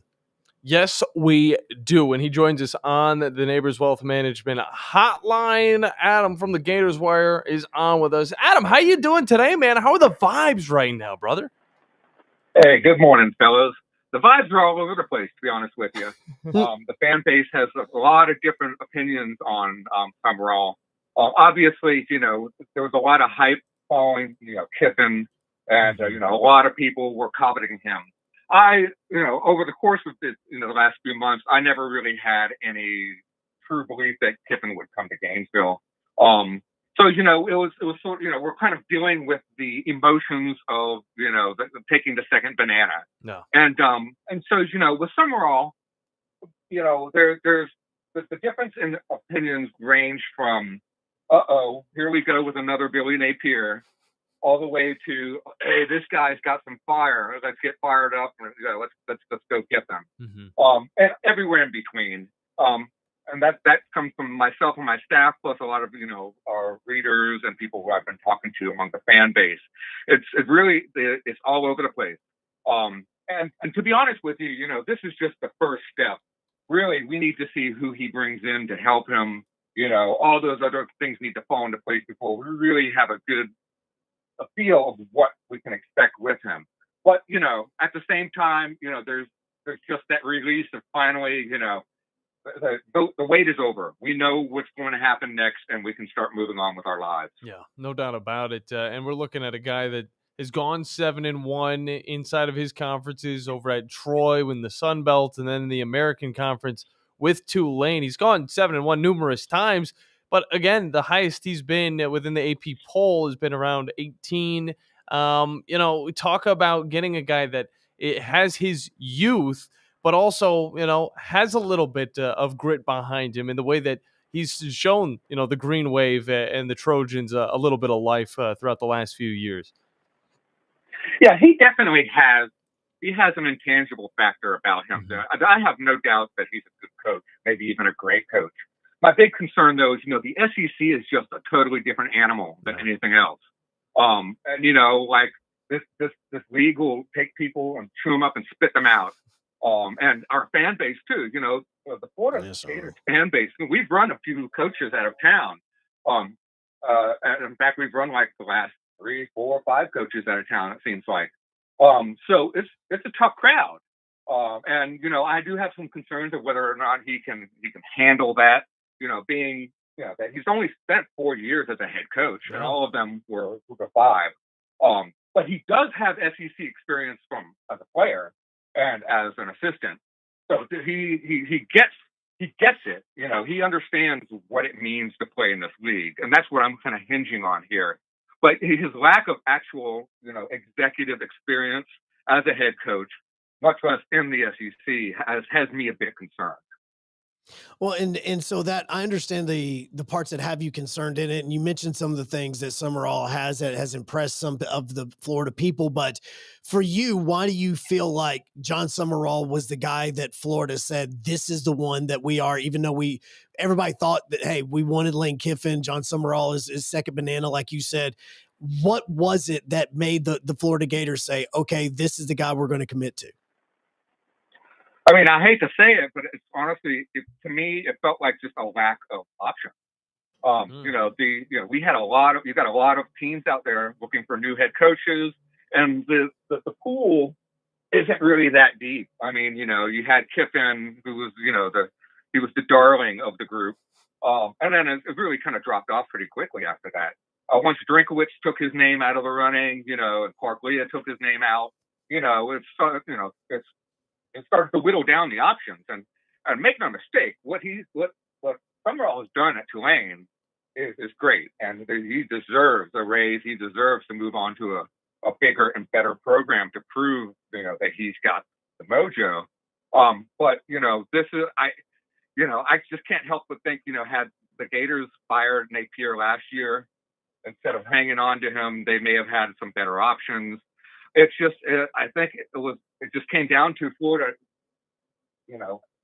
looking at what they had on the table and saying, okay, we got to pick somebody. This guy looks good. Let's go with him. Yeah, it was the but next I do want to man also up. note there could be a money thing involved here too, right? So Kiffin got $13 million with LSU per year, right? Mm-hmm. Over 6 years, if I recall correctly. So what we're looking at with Summerall is he's getting $7.45 million per year, what it basically breaks down to, which is almost exactly what Napier and even Dan Mullen made in their final seasons. So they're not, the program isn't exactly opening up the checkbook for these head coaches either. And so it's got to leave some of our Gators fans wondering, okay, what's going on here? Are we not a premier school anymore? Are we not able to go and spend what we need to get the best of the best? So, sort of it's a limbo state, it feels. Yeah. Yeah, Adam Dubbin from the Gators Wire is our guest, and John Summerall still is a pretty attractive name that was being thrown out there at one point.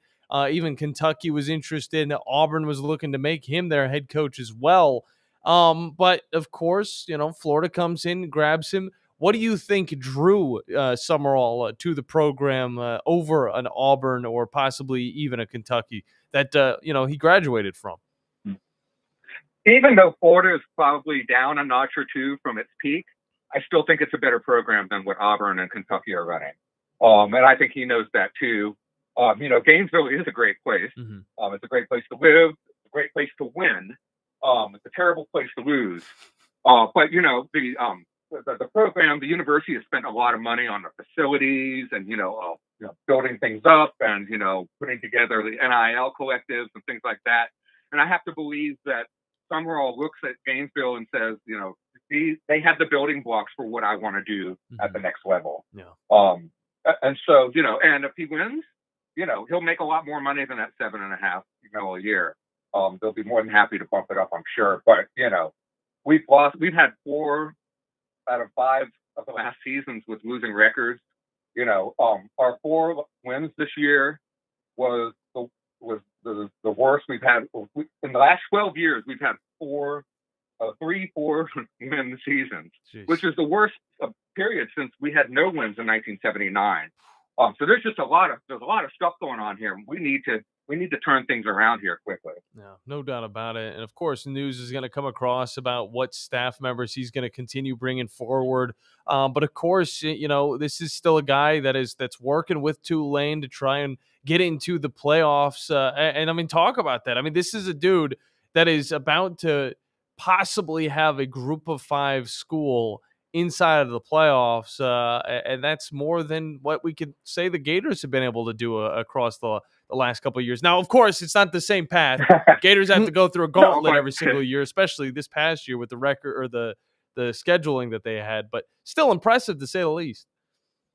Oh, no doubt. That's when I look at programs like Tulane or North Texas, the Mean Green, where do they come from? But like these, I have a lot of respect for these programs who are able to grind it out and play with the big boys, even though they may be a peg or two lower, based on what their schools are spending on the program or things like that. So it's great to see that. And also, it suggests maybe that there is a little more parity in the sport than we are led to believe. But that could be, we find that out once they start playing those playoff games. Yeah. That parity actually exists. No doubt. Well, Adam and I know that we've all been talking about Ole Miss not letting Lane Kiffin coach, but Tulane does want John Summerall to coach. What was Florida, if you know, like the thought process between them being okay with Summerall staying to coach a Tulane team that could be in the college football playoff, knowing that National Signing Day is going to be coming up in the next few weeks?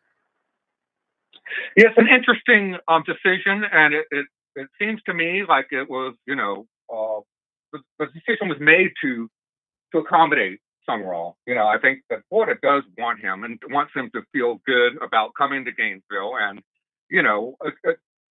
yes, you do have the National Signing Day thing coming up, and yes, Napier has been gone for a while, and the rest of the guys on that staff have been scrambling to try to keep people in line. But I think it's more of they're looking more into the future. You want your new coach to be happy and come in, and if he goes and he wins a couple college football playoff games, man, he's going to be amped. He's going to come in stoked, and that might bring a spark with him into camp this spring.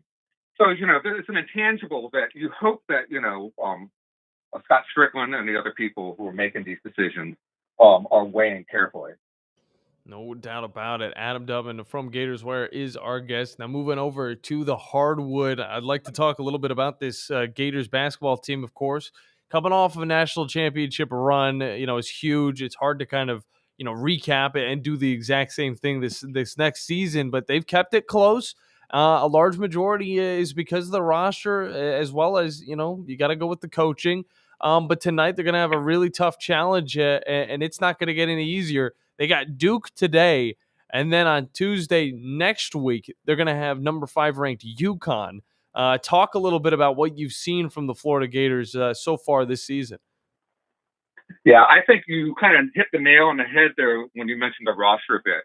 When you look at this Florida team and you think, oh, okay, there's no longer Martin or Richard or Clayton in the backcourt. That's a massive, massive gap to fill, right? I mean, think about it. Will Richard's starting for the Golden State Warriors now. He dropped 30 points in the second week in the league. So clearly he was talented. He showed it in Gainesville, and when you've got an NBA starter who's no longer on your roster, that that says a lot. Mm-hmm. And obviously Clayton, the way he was playing last year was very much like the man was possessed. Sometimes you just see somebody who just wills their way to winning. And it was one of those things. Like, he made shots that he had no business making. And so the flip side now is that with Boogie Flan and Davian Lee, they're having a hard time kind of fitting into what's going on. And, Davian Lee, until the second half of last game, couldn't hit the broadside of a barn from outside the arc. And I feel like for him, he's a smart chap. He's from the Ivy League. I think a lot of it is mental for him.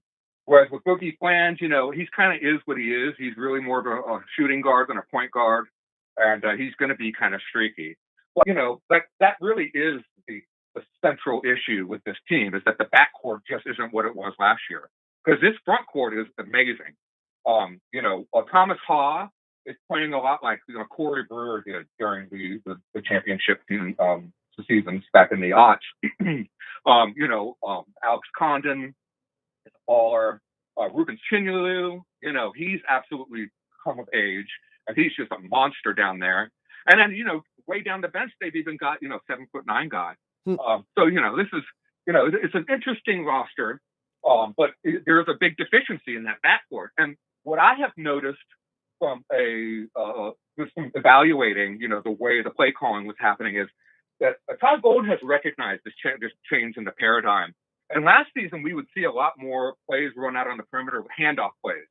The handoff play in basketball is basically your best way to get your guards free, other than maybe an off-screen play. Mm-hmm. But, when you run those handoffs up the top of the key or over, around in the three-point areas, upper sides, that's how you get your Claytons and your Will Richards and your Elijah Martins open. What they're doing now, though, is they're running a lot more pick and roll. The old pick and roll where you got the big guy, setting your screen, and then, your guard running off the screen and determining what to do next. And with these big guys, this incredible front court, it's working pretty well. These guys can finish. But you can see that Golden is coaching this team differently. He's approaching it differently because of the exodus of those 3 ballers, and bringing in these 2 guys who just still haven't coalesced with how things are working on the court yet. No doubt about it. And that 7'9" guy was also Guinness World Record holder for the tallest teenager. So hopefully we get to hear a little bit more about Oliver I can't. What is it? How do you pronounce his last name? Rioux? I'll get it. Rio, yeah, Rio. Olivier Rio. He's French Canadian. There you go. Yeah, if you got little Creole in you, you'll probably be able to spit it out. So definitely not Oliver. Golly, either way, great stuff from you, Adam. As well, always good stuff hearing from you. And hey, a lot of big news, man. You got one of the local guys from here in Summerall down in Florida. Got really good personality and should bring a few wins your way. But let the people know where they can find all of your work around the football team as well as the basketball team as they get into SEC play just coming into January. Yeah, so that website is at gatorswire.usatoday.com. We've got all sorts of stuff. We've been, cranking out the content with this coaching stuff. Plus, we've got some stuff on tonight's game with Duke. You can find me on Twitter or Blue Sky at Adam Dubbin, ADAMDUBBIN. That's my @ And that's about it for this part of the season. Yep. And then baseball starts next fall and next spring, and then we all start that over again. Oh, Joe's itching for that. But Adam, we appreciate you as always, man. Look forward to the next conversation. Yep, always. Always. Take care, guys. See you, sir. You as well. I hope he had a great Thanksgiving as well. I feel bad because I didn't throw that out there. I'm guessing he probably did, and he probably ate plenty. With as much as has happened over the course of the last few days. Yeah. Yeah, again, it feels like Thanksgiving was a year ago. It does, yeah. It really does. It's the same thing with the Iron Bowl. With as much as happens over the last 48 hours, like the Iron Bowl feels like it was 2 weeks ago. That game was a little too close for me to just kind of forget. So still on my mind. Still very fresh. It was an instant classic, though. You have to say. I wouldn't put it in instant classic. You didn't think it'd be a classic whenever the game started out 17-0, but fast forward through that game. I was ready for Deuce Knight to go in right there. If the calls on the field were a little less back and forth, a little iffy, I think that we could say that this would be like up there with some of the greats. But it was just another close Iron Bowl. I mean, that's kind of what it was. It was just now the play by Ty Simpson, that one will go down absolutely. The play itself, the game itself, no. Which play are you talking about? About the one to give the go ahead, the one that fourth down, 4th and 2 off of his back foot while throwing back. Yeah, that one. Yeah. On that one, some beautiful passes from him, but he was some push offs by wide receivers too. Well, I mean that just happens. Oh, it does. Absolutely. Yeah. Cam Coleman went like horizontal when he tried it. Yeah. Man. Also, the ball was behind him by like 30 feet. So. Well, yeah. I mean, he went full Circus Soleil. Yeah. I thought he hurt himself on that. I mean, it was a weird fall. Any normal man did feel hurt after they showed the instant replay of him just trying to make the catch. They went, oh. I tweaked my back just watching How did he even do that? Like, how did he even get a hand on the ball? Yeah. It was definitely interesting. We got a last segment coming up next. You guys can get in on the fun, 256-576-97.7 here on the Blitz on 97.7 ESPN The Zone and WZZN TV.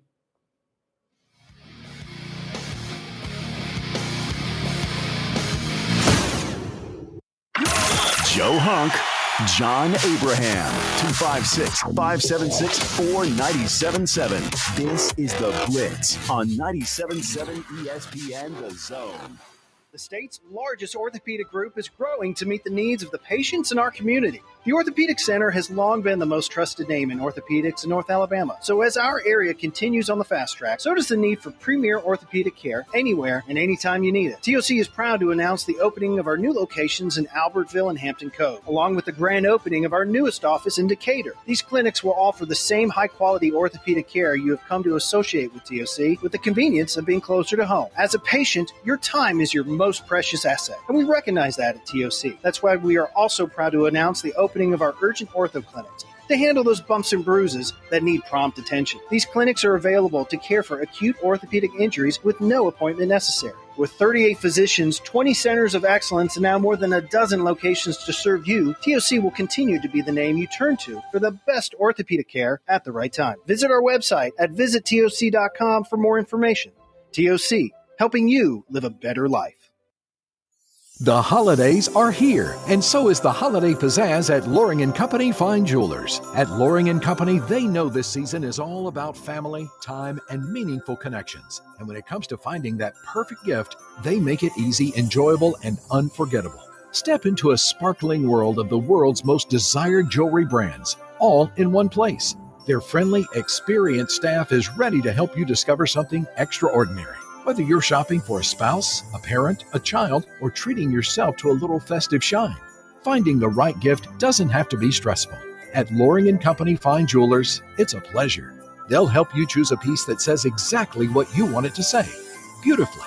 This holiday season, let the Loring family welcome you into theirs. Visit Loring & Company Fine Jewelers at 800 Airport Road in Huntsville and shop anytime at loringjewelers.com. Add a little holiday pizzazz to your celebrations at Loring & Company Fine Jewelers. There's power in caring when it is put into action. Each year, our bankers serve on nonprofit boards, support our local educators, and volunteer with our hometown food bank. I'm Bobby Humphrey, Vice President of Business Development for Bryan Bank, and community service is just not a line item in our mission statement, it's who we are. Because after all, Alabama is our home too. That kind of commitment to community might not be what you would expect from a bank, but it's exactly what you can expect from us. Give us a call or stop by one of our 2 offices in the Huntsville area and experience unbeatable service and legendary results. Bryan Bank Equal Housing Lender, NMLS ID 2428943, member FDIC. Since 1983, Berkshire Hathaway Rise Real Estate's Ann Adams has been your local go-to real estate expert in the area. As a buyer, you can trust Ann's in-depth knowledge of the local housing market to narrow available properties down to those you'll be interested in, saving you time when shopping for a new home. When you're ready to sell, Ann's expert negotiation skills will ensure you get a fair price and hassle-free experience. Call Ann Adams today at 256-337-2625 or email annadamsrise@gmail.com. At Johnson & Hayes Physical Therapy, it's not just what we do, it's who we are. Founded in 2003 by Huntsville natives Scott Johnson and Todd Hayes, Johnson & Hayes brings exceptional care to every patient through an all-star team of highly trained physical therapists. From sports performance to post-op rehab, dizziness, women's health, and more. With 7 locations across North Alabama, expert care is always close to home. Learn more at johnsonandhayes.com. Johnson & Hayes Physical Therapy, where extraordinary care meets exceptional outcomes. Your customers deserve the best, and so do you. You invest in your customers with your heart, soul, and skill. Well, it's time to invest in yourself with the next generation Cat 255 compact track loader from Thompson Tractor. After all, those who give their best deserve the best, and this machine has it all. With features that include a more powerful engine, tri-axle truck loading capabilities, a spacious cab, and a smooth ride for all-day comfort. Best of all, now Thompson Tractor is making that investment even better with our Workhorse Special. Get 0% financing for 36 months on the purchase of a new Cat 255 compact track loader that comes with a 3-year warranty. You also get a 74-inch bucket and 1,000-hour filter kit. Great news! This offer is now extended through the end of December. Visit ThompsonTractor.com for details. Thompson Tractor. We're here for you. SportsMed is the official team physicians of the Rocket City Trash Pandas. And if the pros trust SportsMed, you can too. SportsMed provides every service you might need for complete orthopedic care, specializing in orthopedic surgery, sports medicine, joint replacement, spine surgery, neurosurgery, and podiatry. And they offer their own brace shop, in-house full-body MRI, physical therapy, walk-in clinic, and so much more. 4 locations and on the web at sportsmedalabama.com. The Blitz with Joe Hunk and John Abraham. Weekday morning starting at 9 a.m. on 97.7 ESPN The Zone.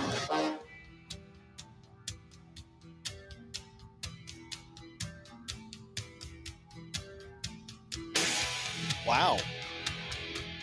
Last segment, best segment, 97.7 ESPN The Zone. Joe Hunk, John Abraham. Hi.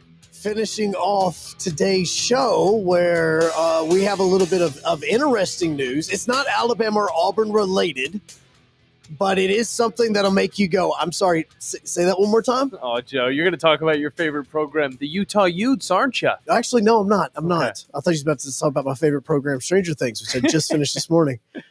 Don't tell me anything about that. Don't worry. I was just glad that now somebody else in the building has watched the show because Brody and I was able to nerd out about it this morning. I've watched two and a half seasons. Yeah, Come on, 2.5 man. seasons, but you anyways. I don't think they ever finished that Dungeons and Dragons game, though. I really hope that's how they finish the show, where they like go back down into the basement and they're like. So you're telling me they didn't finish it in season 4? Be like, or all right, 5? No, they were a little busy in both of those. Yeah, they go down to the basement and they're like, hey, so let's go ahead and finish this thing. I thought season 5 was the last season. Though. No, season 5 is the last season. The next volume 2 is supposed to drop on Christmas. Oh, so the second half. Yeah, second half. So they're spreading out, and it is also going to be in theaters as well.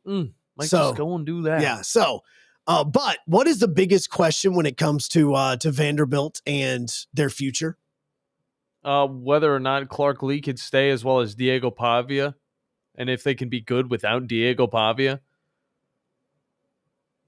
3 minutes ago, I think Clark Lee is just set in stone. On 3, put out a notice reporting that Vanderbilt has flipped 5-star quarterback Jared Curtis from Georgia to Vandy. Yeah. Now, I actually saw something about that. It was in the works a few days ago. Now, he is a Nashville native. He goes to Nashville Christian. Like, he is a local kid. Good for him. But it is a bigger part about the fact that he has flipped from Georgia to Vandy. Because, again, as we live in a world now where we continue to say things that have never been said before, a 5-star quarterback has just flipped from the Georgia Bulldogs to the Vanderbilt Commodores. Those words have never been uttered, ever. Through all of history, that sentence has never been spoken. And Vanderbilt has just done that 3 weeks until National Signing Day. What class is he with? Curtis is going to be, he is a part of the 2026 class. So he will be on campus next season. Whew. I'm glad that he's getting on, this Vandy train as soon as Diego Pavia is getting off, because, that doesn't mean that they may not go back in and get a transfer quarterback as well. Yeah, I mean, they might want to do that. But, I mean, again, you got to look at a team. If they waited, any amount of time to get somebody with this, high of a ranking that could bring this much hype around a program, I mean, it could be 2028 by the time, they get their next big quarterback and the hype's already kind of ran out. It's like a Kentucky flash of the pan type thing. But no, this Vanderbilt team is looking to stay legit, even after Diego Pavia and his mom leave. Which honestly could be better. I mean, really. I mean, he got the spotlight on Vandy, but it could be better. Like, the notoriety, it could get a little bit better. I mean, I feel his brother got arrested. His dad got arrested in Knoxville. I feel like there's a lot of people, that have the negative connotation towards Diego Pavia just because of how cocky he is and how confident he is. And, of course, on the flip side, there's a lot of people that love him for that side and how he's able to back it up as well. But you're not wrong. There isn't any other quarterback as controversial as Diego Pavia in the SEC right now. And it's for a good reason. But at the same time, you don't want to look at a guy like DJ Lagway, who's been controversially bad, or, anybody else who has not lived up to our expectations. By the way, Jared Curtis is not just a 5-star quarterback. He is the number 1 quarterback in this year's recruiting class. Okay. That's a good thing to drop after, casually throwing out a 5-star. I mean, again, we seriously live in the upside down. Man. I mean, it is a world in which Vanderbilt has just flipped a kid. Now, again, that's crazy when Tennessee does it, let alone Vandy. In Tennessee, in Tennessee themselves, like, they have their quarterback room is honestly solid for the next few years. It's still completely set. But before we saw like Josh Heupel come in there, hearing about a top-ranked quarterback coming in to Knoxville was like unheard of. But now, now even Vanderbilt's getting him. I mean, there's room for plenty now in the state of Tennessee. No, and love it. That is where it is crazy to think that that's what is happening. Now, some comments that we were getting in on the comments as well. We have Bobby just said that Silverfield is going to smoke Alex just like always. Interesting one as well from Chris. It says, if Duke wins and gets into the college football playoff and Bama loses and doesn't get in, I vow to never watch the playoffs ever again. There's going to be a lot of Alabama fans that might never watch the playoffs again. It is a real possibility that Duke can beat Virginia. And if Georgia beats Alabama, now again, Alabama wins, this is not a discussion. Yeah. But if Alabama loses and Duke wins, you do see the possibility of two mid-major teams getting into the college football playoff and Alabama being left out. It'd be wild. The conversation's going to continue throughout the week, though, here on 97.7 ESPN The Zone. Look forward to us out at the Iceplex for the Havoc Hour. But Rich Eisen and Tommy Ram coming up next. This is the 2025 SEC Football Championship game. And Alabama